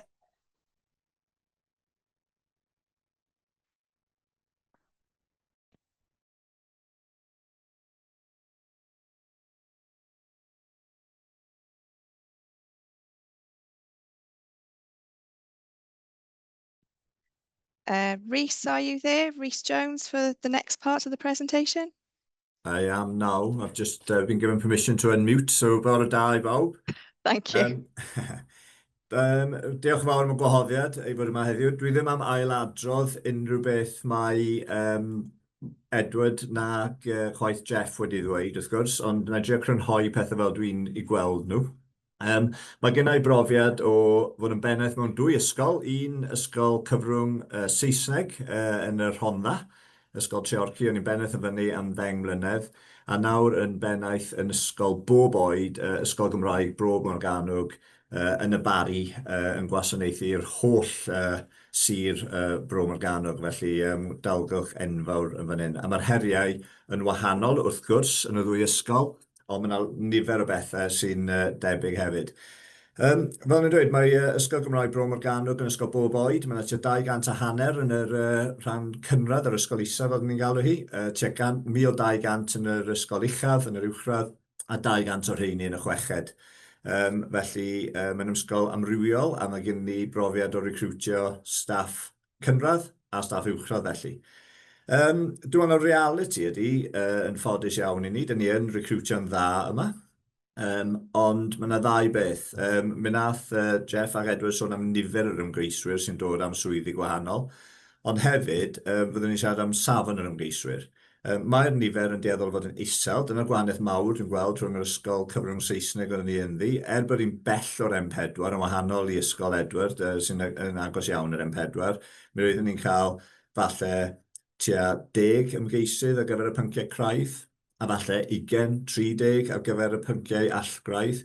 Mae'r niferoedd, da ni rioed wedi cael mwy na tua 5 ymgeisydd am unrhyw bwnc yn yr ysgol uchaf yma, bach mwy yn yr ysgol yn yr isaf y cynradd, ond y beth dwi'n poeni amdano fo'n aml yw safon yr ymgeiswyr hefyd, a ddyn nôl at hynny yn y man. Fel oedd nath Jeff sôn am y cyflymder y pethau sy'n effeithio yn penderfyniadau ni, da ni yn cael da ni fewn cystadleuaeth, os am dwywaith amdani. Da ni yn recrwtio gan yn gilydd, sydd ddim yn beth iach am ni yn y sector Gymraeg, yn bendant. Ond hefyd, fel o Jeff yn dweud, unwaith da ni'n gwybod bod yna ymgeisydd allan a cyntaf i'r felyn yn aml yw'r sefyllfa. A mae rai fi fod yn onest, erbyn ni nawr yn teimlo bod ni'n recrwtio'n dda iawn, yn ffodus, achos gobeithio enw da'r ysgol, bod bobl eisiau dod yma i weithio. Tua 2 blynedd, 3 blynedd ar ôl, mi nes i'r recrwtio, oedd gen i ferch yn gweithio yma, merch ifanc yn gweithio yma fel cynorthwydd dysgu. Nath i benderfynu bod ni'n mynd i wneud tar mathemateg, ac oeddwn ni wedi ffenodi hi o fewn bythefnos cyntaf mis Medi, cyn bod i wedi cychwyn y cwrs tar mewn gwirionedd. O'n i'n gwybod bod hi'n berson da, o'n i'n gwybod bod y cymwysterau ganddi, doedd gen am syniad os ydy'n athro da neu beidio. Fel mae'n troi allan, mae hi, ond dyna'r sefyllfa, dyna y reality o'r sefyllfa, sy'n sefyllfa trist iawn yn fy marn i. O ran beth sy'n mynd i ddenu neu beth sy'n yn denu bobl i y proffesiwn ac unrhyw proffesiwn yn fy marn i, mae yna 2 beth. Tal, wrth gwrs, a dwi am ddod nôl at hynny eto, os gai, a hefyd, wrth gwrs, lles a amodau bobl. Mae bobl nawr yn enwedig yn meddwl mwy am eu lles, a sut mae swydd yn mynd i effeithio lles nhw, sut mae eu swydd yn mynd i effeithio bywydau personol nhw. A dyn ni wedi clywed yn barod am yr pethau sy'n cael effaith ar les person mewn ysgol, yr amgylchedd, ymddygiad plant, y llwyth gwaith, y biwrocratiaeth, y hyblygrwydd sydd ar gael, sy'n wahanol yn swyddi eraill. Ac oherwydd yr pethau yma, pam da ni yn gweld staff nad yn ymddeol, ond yn symud ymlaen, a'n aml iawn, maen nhw'n symud i ysgol arall, na i ddweud hynny. Maen nhw'n dueddol i symud i broffesiwn arall, lle does dim plant. Neu proffesiwn arall ble mae yna fwy o hyblygrwydd o fewn y byd addysg, felly maen nhw'n gallu gweithio adre, maen nhw'n deuluoedd ifanc a hyn a'r llall. Felly mae hwnna'n rhywbeth i feddwl amdano fo. Ond mae'r tal yn beth pwysig hefyd, wrth gwrs, a dwi'n mynd i roi fy marn yn fan hyn, pen y fod yn gywir neu beidio. Dwi'n meddwl bod yn gret mae mwy o arian wedi dod fewn i'r system i drio denu bobl i'r proffesiwn. Tua falle 5 i 10 mlynedd yn ôl, oeddwn ni'n un o'r penaethiaid oedd yn dweud mae eisiau codi y cyfle cychwynnol mwyn denu bobl o safon i'r proffesiwn. Yn anffodus nawr, dwi'n fodlon cwmpo ar fy ngham, achos dwi'n credu bod hwn wedi bod yn niweidiol i'r proffesiwn. Achos nawr, dwi'n credu bod bobl yn dod i'r proffesiwn yn gynnar oherwydd yr arian, y rhesymau cywir i fod yn athro. Mae rhaid i bobl sydd eisiau bod yn athro, neu mae rhaid i athrawon dda gael fod yn angerddol am ddysgu plant, angerddol am eu pwnc, yn ddyfrydol y 2 beth efo'i gilydd, ond yn bendant, nid y rheswm i fod yn athro yw am yr arian. A nawr bod y cyflog cychwynnol, geithon ni'r ffigurau gan Ben, dwi'n credu, dros 33,000 i ddechrau, sydd, o be ni'n weld, 5,000 yn uwch na'r cyfartaledd i rywun sy'n newydd raddio. Dwi'n meddwl bod nhw'n denu bobl i'r proffesiwn am y rheswm anghywir, a mae hwnna'n cael effaith wedyn ar safon yr ymgeiswyr dyn ni'n gael. Felly, fy marn yw, fydde fo'n well i arallgyfeirio yr arian sydd ar gael lan yr proffesiwn, mae bobl sydd wedi bod yn y proffesiwn yn hirach yn cael yr mantais o weld eu cyflog yn cynyddu yn hirach drwy gyrraedd dda, yn ytrach na bod nhw'n stopio cynyddu ar ôl 6 mlynedd, os na bod nhw'n mynd ymlaen i fod yn arweinwyr. Dyna fy marn am hynny. Fel yn dweud, dwi'n dweud bod nhw'n gywir neu'n anghywir, ond dyna sy'n dwi'n teimlo. Y peth arall wedyn, mwyn gwella tal, ond hefyd wrth gwrs, mwyn gwella'r holl bethau sy'n ymwneud â lles, mae Jeff ag Edward wedi sôn amdanyn nhw. Dim ond un peth sydd, a dwi'n gwybod fydd hwn ddim yn beth poblogaidd i ddweud, yn enwedig gyda swyddogion o'r llywodraeth yma, ond mae'n rhaid cyllido ysgolion yn well. Mae'n mynd bron yn amhosib i sicrhau bod ni'n cadw niferoedd fewn dosbarthiadau yn isel, bod ni'n gallu diwellu anghenion ADE ar bil ADE, bod ni'n gallu diwellu cwricwlwm eang ar gyfer disgyblion yn y chweched dosbarth ac ati. Mae pethau i gyd angen arian. A maen nhw'n cael effaith. Mae'r diffyg arian yn golygu un peth i benaethiaid. Maen nhw'n golygu cael llai o staff. Os mae yna llai o staff, da ni ddim yn unig yn peidio neu'n methu i ddywallu anghenion rei o'n plant, ond hefyd da ni ddim yn dywallu anghenion y staff. A'r pethau ni wedi sôn amdano nhw'n barod. Felly, dwi yn gweld hwnna yn rhywbeth mawr. Mae angen mwy o arian ar gyfer yn bendant. Mae angen mwy o arian ar gyfer addysg ôl 16. Dwi yn poeni bod yr arian na'n dechrau llifo'r colegau yn fwy na'i ysgolion, a mae hwnna'n rhywbeth broblem mawr i ni fewn addysg Gymraeg. Ond mewn gair, dwi'n meddwl mae'r ateb yw i gyllido ysgolion yn well. Dwi'n gwybod na'r ateb fydd, does dim arian, ond dyna yw y reality. Di bobl ddim yn hoffi dweud o, di bobl ddim yn hoffi siarad amdano fo, ond dyna y reality. Byddai wedi clywed enghreifftiau gan Edward a gan Jeff o mewn ysgolion yn wneud i edrych ar ôl i staff, i edrych ar ôl y plant, ac i wneud i gorau glas dan yr modau ac yn y byd da ni'n byw ynddi, ond da ni angen mwy o arian. Dyna y gwir a dyna yr ateb. A dwi'n mynd i stopio fyna, achos dwi'n meddwl bod y cyfan wedi cael ei ddweud o flaen llaw. Diolch yn fawr iawn.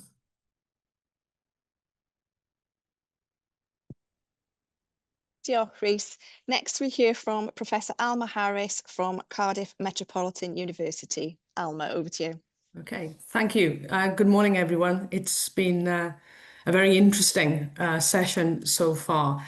I'm going to say just a few things from a research perspective on this, not a practitioner perspective. And I think my first big message is that there is no silver bullet, that there are countries right around the world that are struggling with these very issues, although in a different way. They're very context dependent, of course. I don't think any country's got the answer, not even Singapore or Finland. They are facing their own internal issues. So that's the important thing. There is no silver bullet. If there was, then we would have grasped it, if that's the wrong analogy, by now. I think some observations from the presentations, though, which struck me deeply. The first is that age is a factor, but it's not an explanation when it comes to retention. We're losing huge swathes of very important younger teachers who are opting out in their 30s. Now that's a huge concern, given, we want a return on investment for these teachers to stay in the profession long term. So that's quite a concern. The second is the underrepresentation of certain groups, and I think that's an issue. How do we encourage them into teaching? Because they're much needed in terms not only of what they represent, but the qualities that they bring. So those two things were standout issues for me. There's a lot in what we've heard so far. I want to take us to the Welsh Parliament Citizen Engagement Team.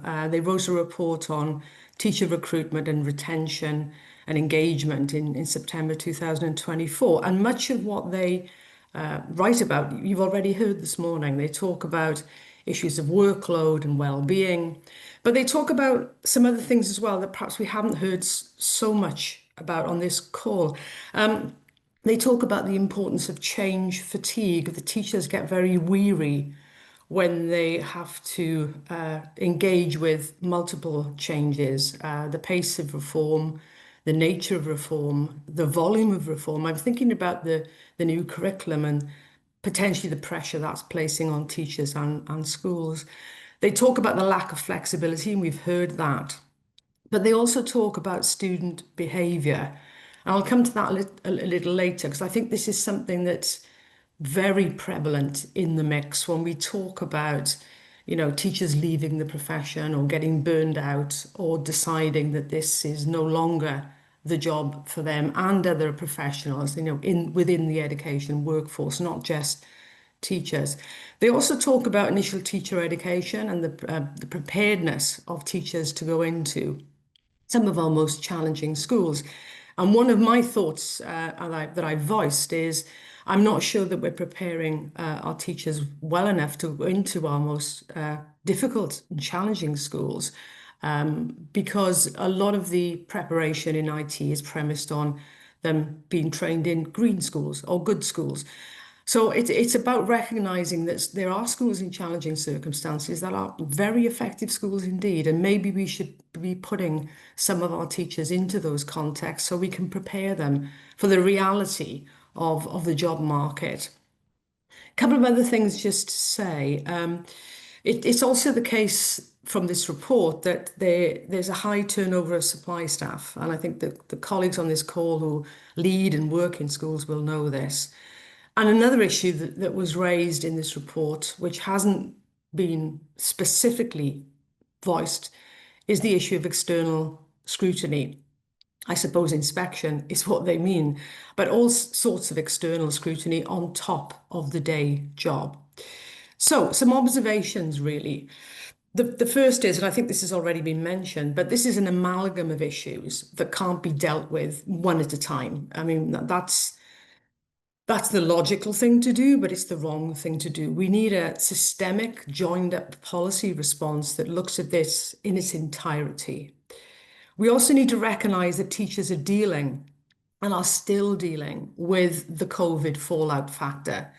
We need to acknowledge this and also to factor it into our understanding of how teachers are feeling in the post-COVID environment, where the legacy of COVID on our pupils, on our parents, on our teachers is still really with us in all sorts of ways.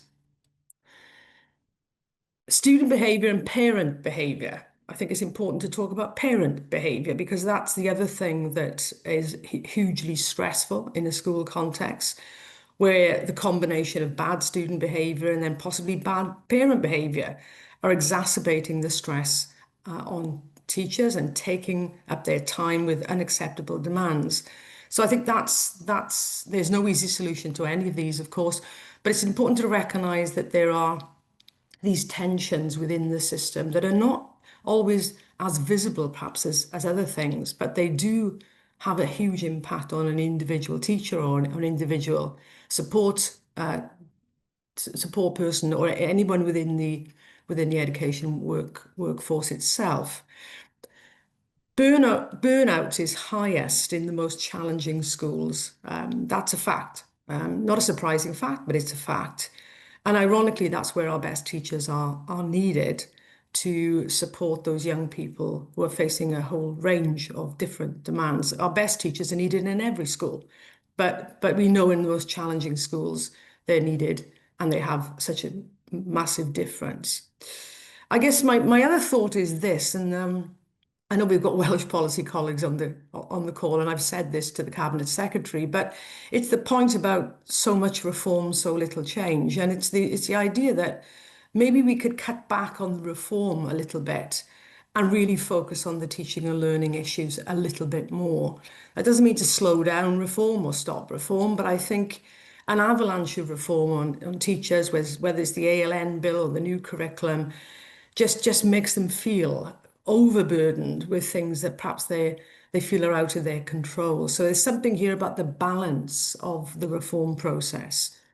And I guess the other thing we haven't talked about, if you watch the program, the TV program or film Adolescence, then this will ring true that we are seeing much more violence and disruption and phone-related incidents within our schools. And again, that's not an easy one to solve by simply banning phones. It goes much deeper than that within the psyche of our students.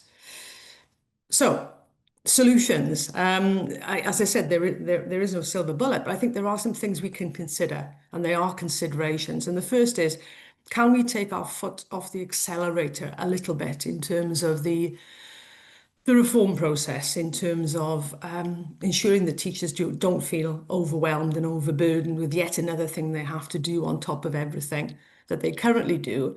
If we're adding a reform, then what are we taking away from teachers? That's an important consideration. We should treat teachers as autonomous professionals.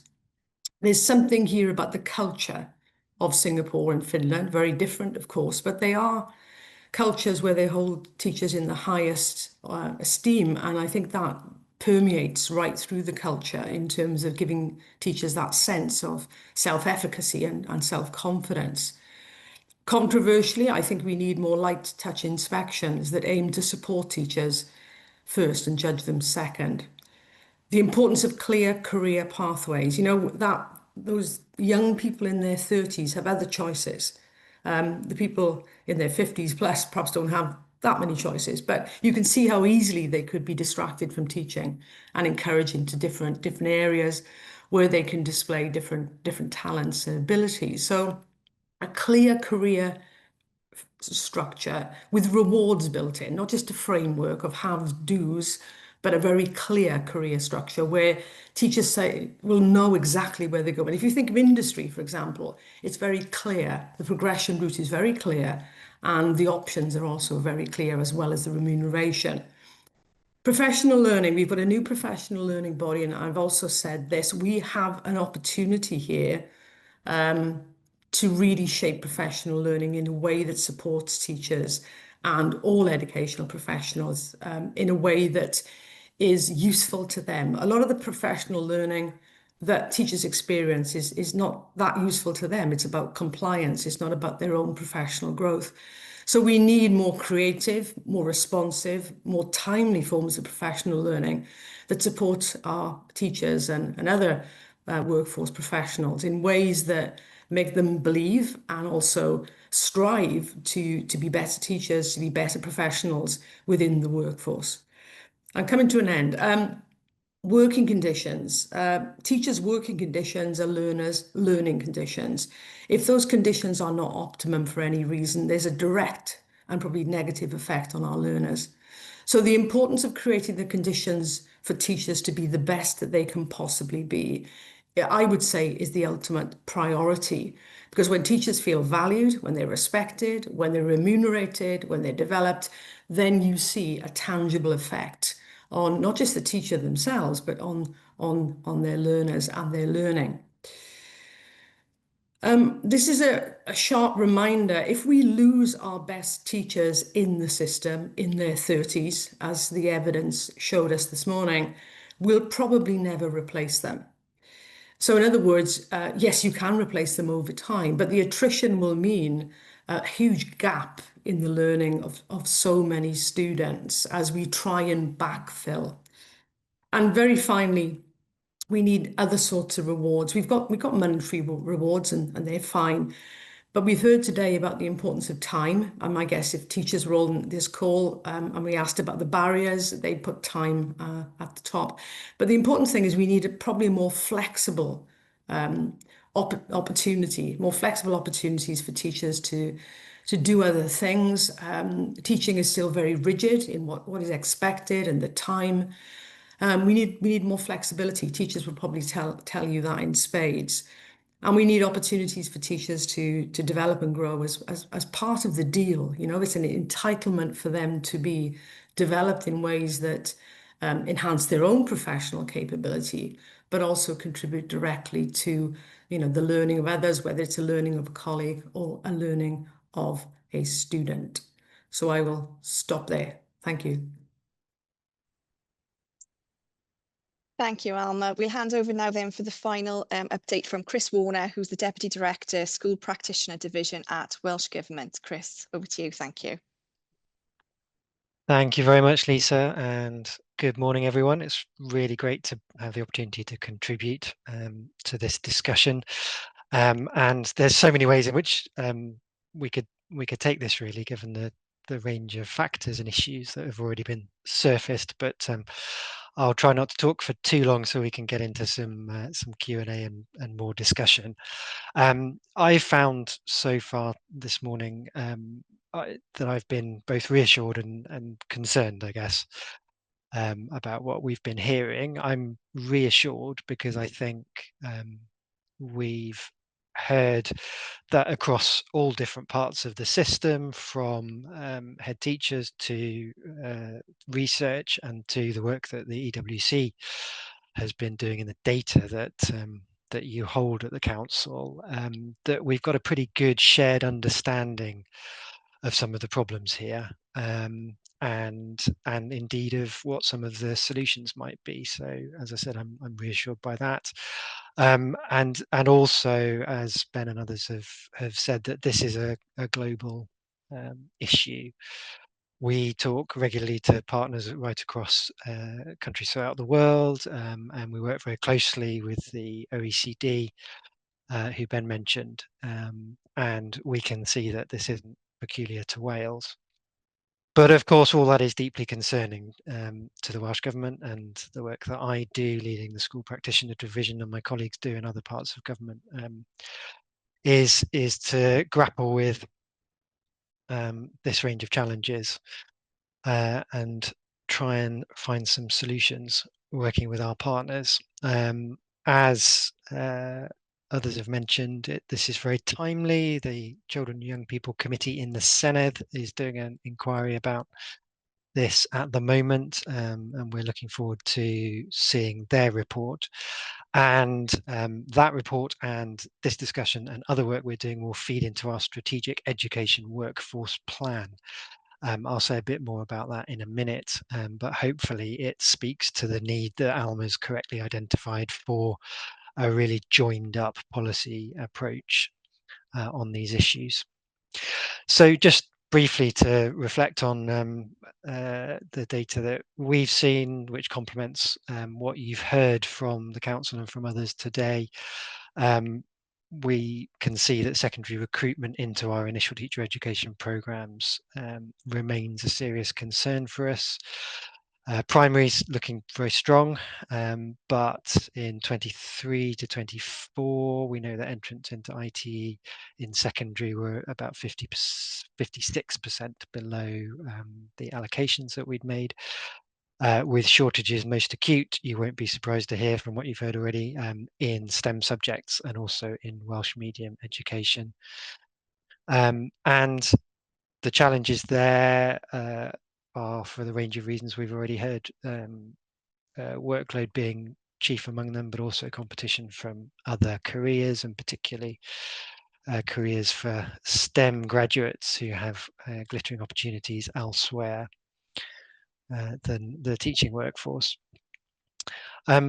We already have a number of measures in place to address these things. It's not like we don't know what these are, and they include financial incentives. So we've got up to £25,000 available for eligible candidates, targeted at priority subjects, at Welsh medium teaching, and also at Black and ethnic minority recruitment. We're seeing some positive progress on Black and ethnic minority recruitment, but as you've heard already, the workforce is far from being representative yet of the communities that we serve across Wales. So we've got a lot more work to do on that. We're trying to offer as many different routes into teaching as we can. So as well as more traditional courses, we've got part-time and salaried PGCE programs to try and make sure that we're supporting people who want to change of career, and those who might struggle to access more traditional full-time training courses.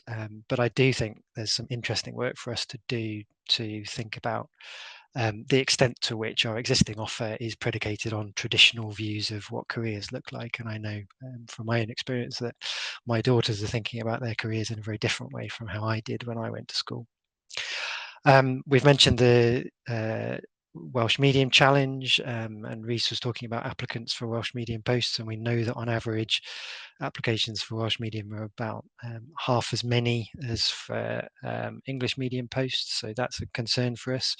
And we've got a range of measures in place to make sure that we can encourage people to stay in the profession in Welsh Medium. We've got retention bursaries. We've been offering capacity building grants to schools to strengthen our pipeline.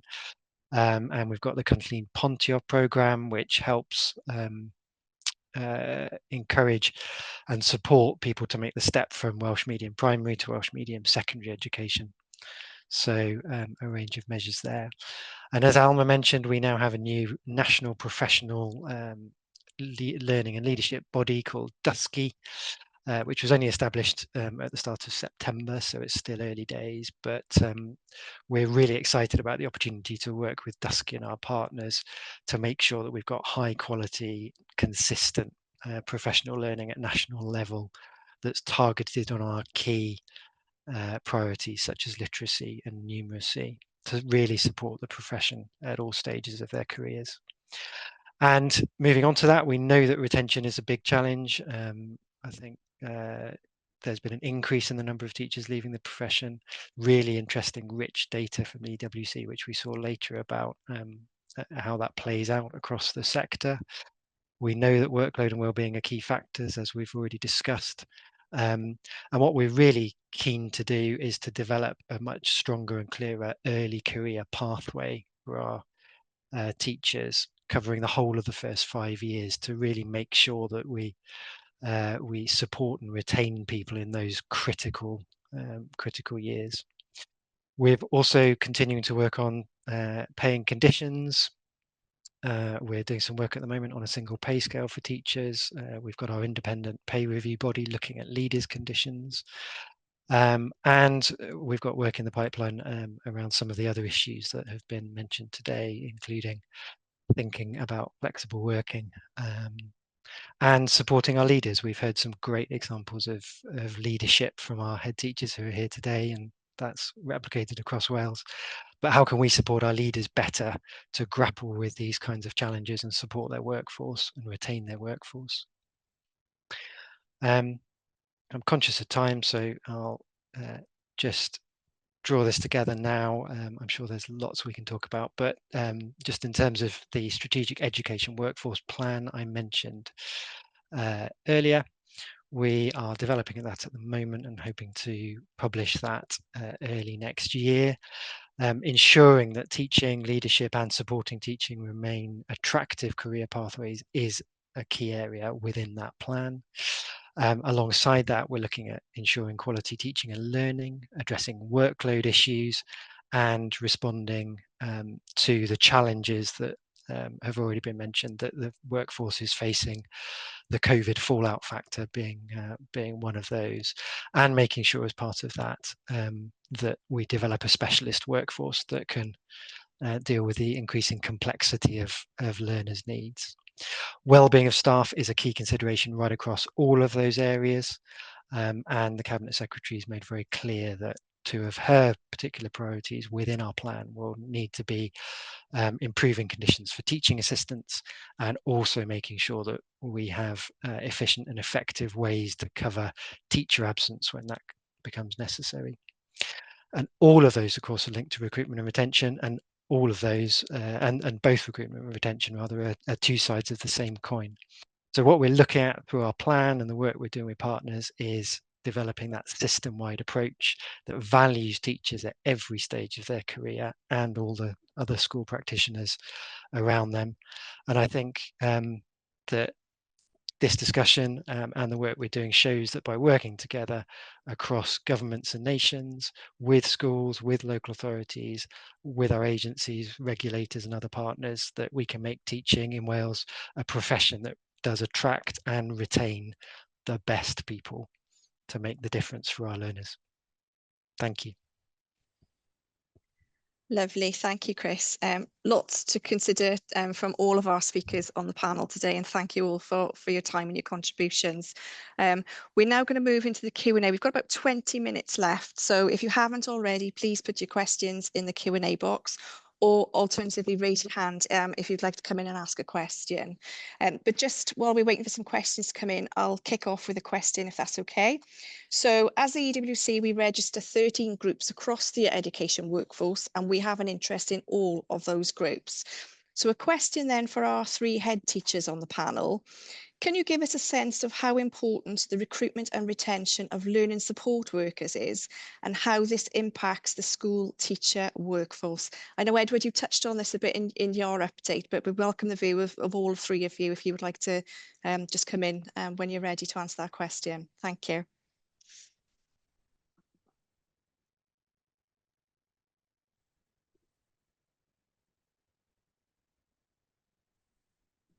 Ed.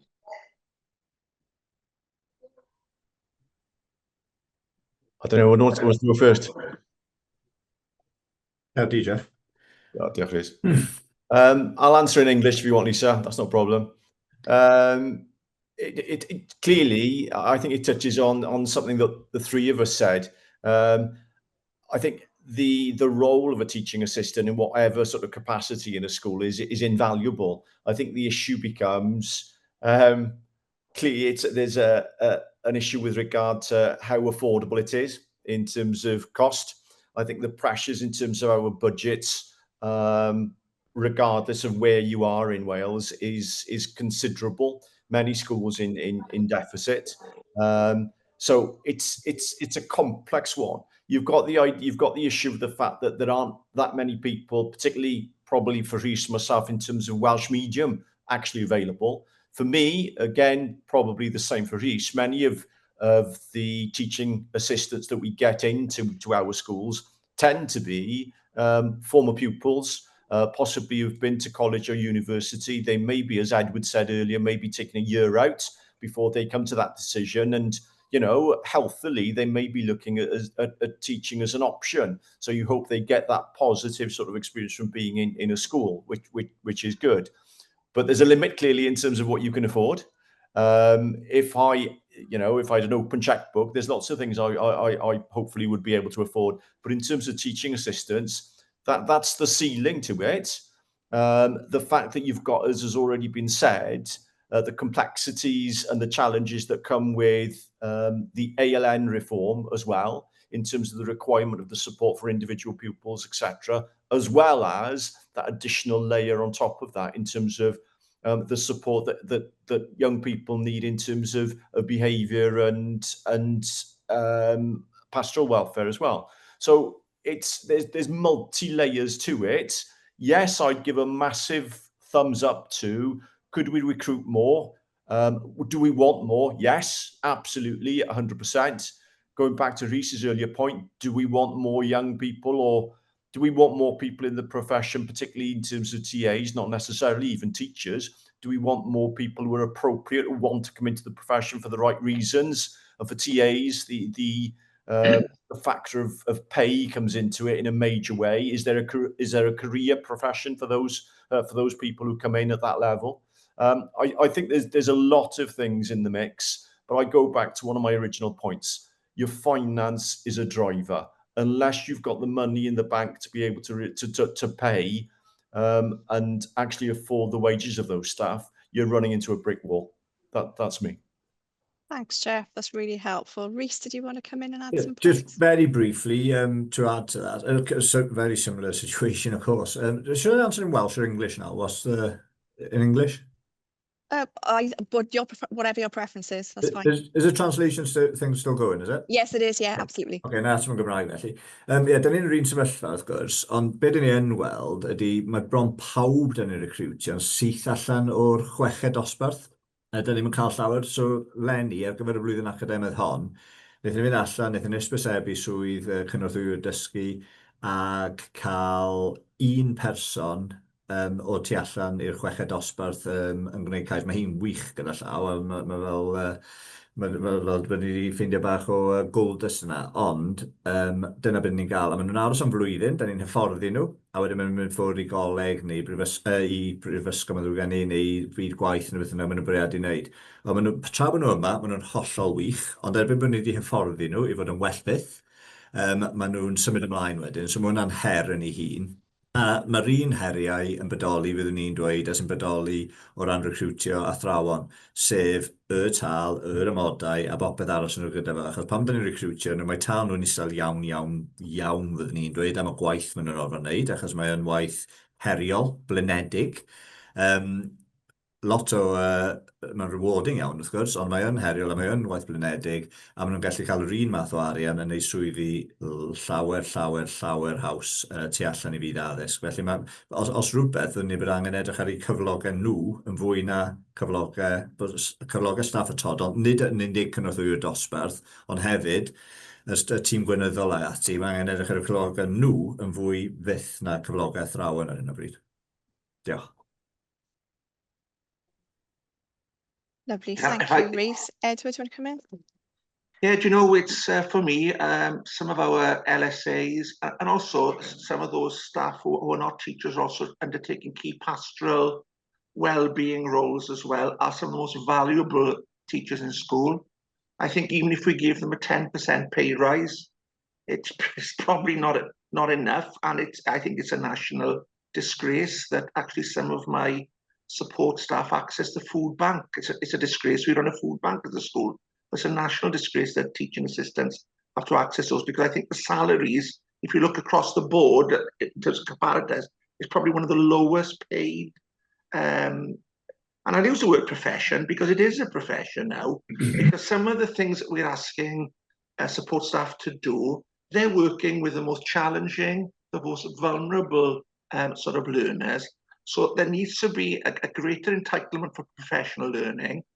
There also needs to be more opportunity, just apart from the sort of the HLTA sort of route, you know, that career development, and perhaps different to us, you know, we have LSAs who've stayed with us 10, 15, 20 years. They don't tend to be the early sort of entrants and then go off to university, though we've had a few of those as well, and they've gone off to do teaching roles.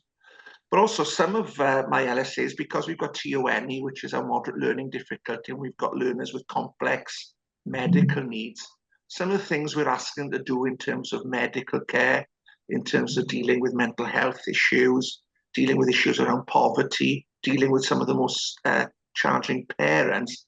You know, I think one thing we need to do is to have a national program of professional learning, and actually more valuing these people. But unfortunately, as both colleagues have alluded to, with my budget next year, it's these staff that are working with the most vulnerable learners will be the staff that I won't be able to keep on, because I have to have a teacher in every classroom. And there needs to be work nationally to actually work out how much it costs to run a school now, and then develop a funding system that actually funds the actual costs of running a school, not what the Welsh Government thinks it is. Thank you all. That was a really good response to those questions. Thank you very much. We've got a question from Sophie for the EWC team, and I'll direct this to Nia. Where can we find the publications and outputs from the EWC on this work, so the research articles and the reports? Can you pick that one up? Thank you. That's a great question. We've got a lot of resources on our website. We've recently published our education workforce statistics report, so the most up-to-date 2025 data is already on our website.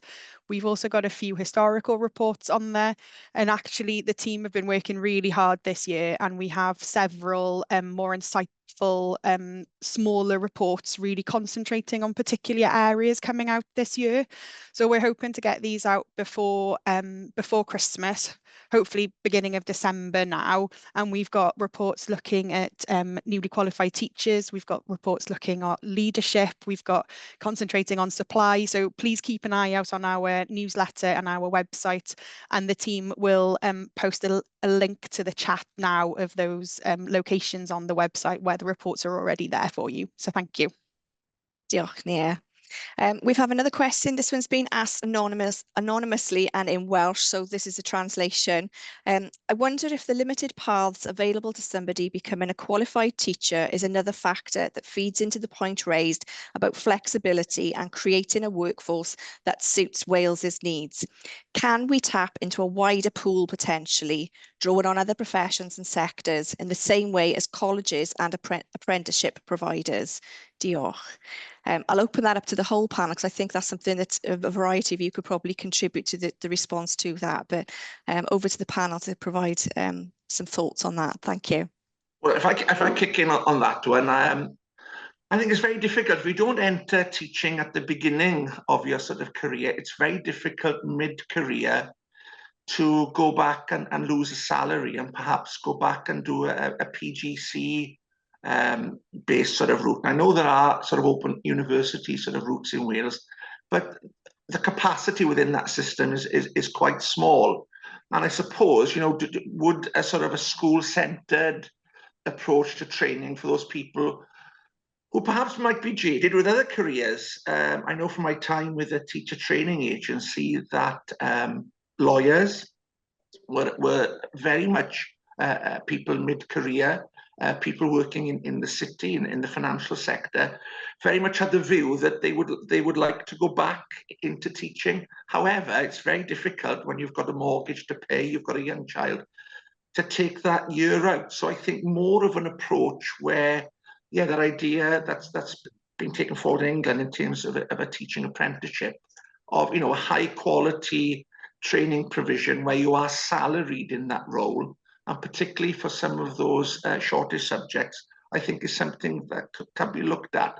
I think if you do look at the programs that are in Wales at the moment, and we remember the graduate teacher program, the numbers were very, very small, you know, and if you're going to seriously make a change in terms of recruiting people mid-career, then the capacity in the system has to be greater. Thank you, Edward. Any other comments from the panel on that one? I'll just come in briefly, I think, to agree with what's just been said, really. I mean, we do offer a range of routes into teaching at the moment, from undergraduate and postgraduate, employment-based, full-time, part-time, and providers of ITE are always innovating. So, you know, we've got some flexibility in the system, but I do think, and of course, as has been mentioned, we have tried things like the graduate teacher program in the past, but that hasn't been that successful. So it's very much on our minds that I think we need to make sure that we've got a range of routes into teaching that reflect how people think about their careers, and I think confronting mid-career changes and different types of careers is absolutely essential. So we're very keen to look at that. Thank you, Chris. Any other comments from the panel before we move on to the next question? No? Okay. So the next question, Tim Opie has asked, youth workers are working with the same young people and others who aren't in schools with complex, challenging lives, both in school and in communities, but there is no access to PLEs, a professional learning entitlement, for this part of the workforce. Could we look at this and involve our youth workers alongside teaching and teacher support staff as part of a cross-sector approach? I'll put that one to you first, Chris, I think, from a Welsh Government perspective, and then open up to the panel. Thanks, Lisa.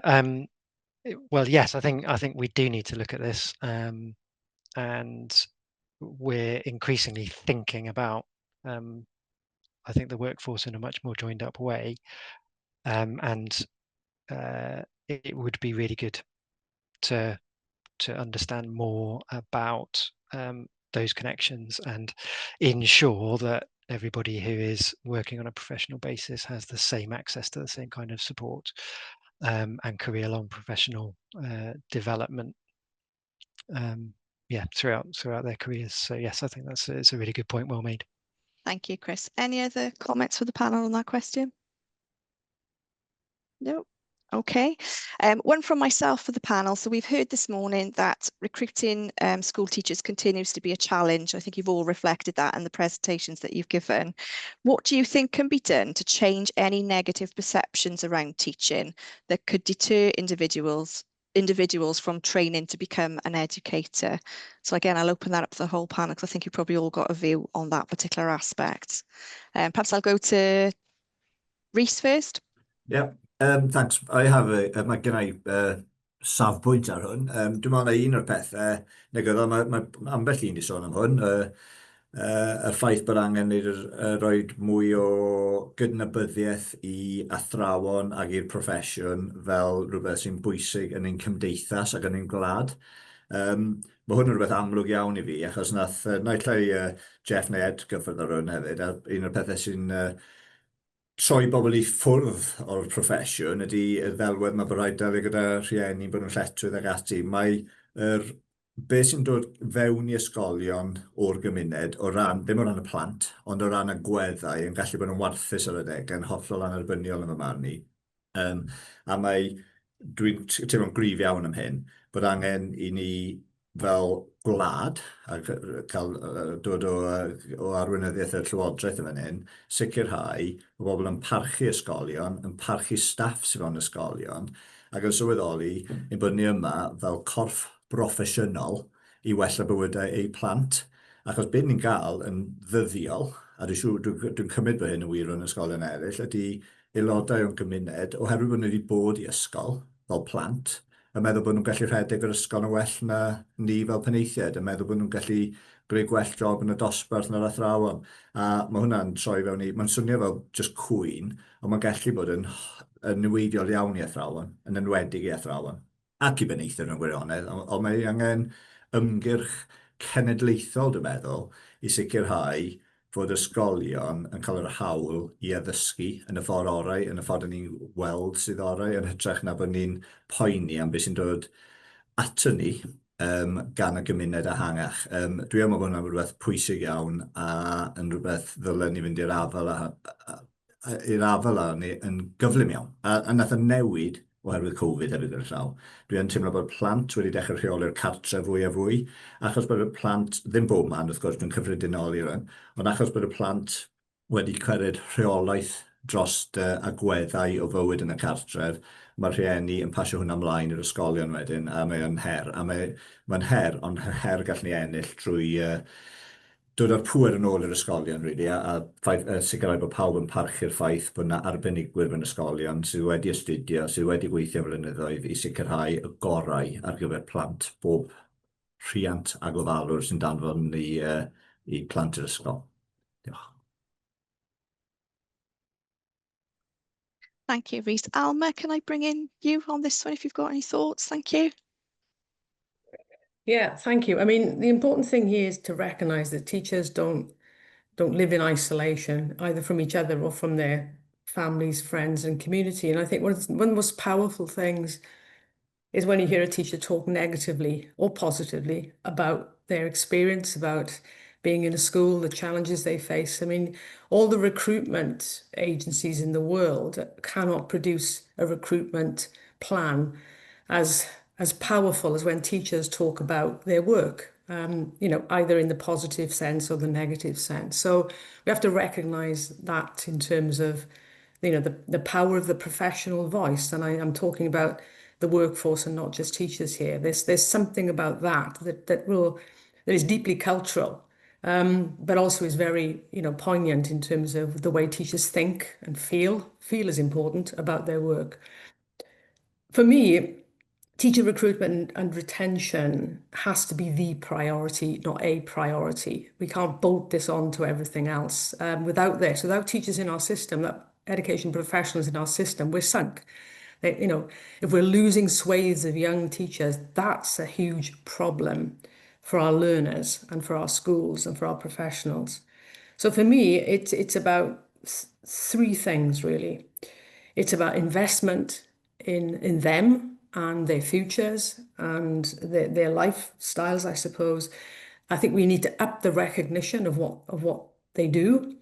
And I think we need to reward them appropriately. And I don't just mean in monetary terms, I mean in the flexibility that I've already talked about. And I think that will give us the respect, that will change that discourse, not immediately, but over time when teachers talk about their work, because that's the most powerful way that we communicate, that they communicate rather, how they feel about their day jobs.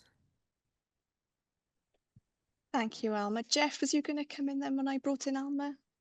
No, that's fine, no problem. Na i'r Gymraeg, os ti'n okay. Dwi'n credu, sy'n eisiau ailadrodd beth sydd wedi cael ei ddeud yn barod o ran yr holl agweddau negyddol o bosib da ni wedi drafod bore yma. Mae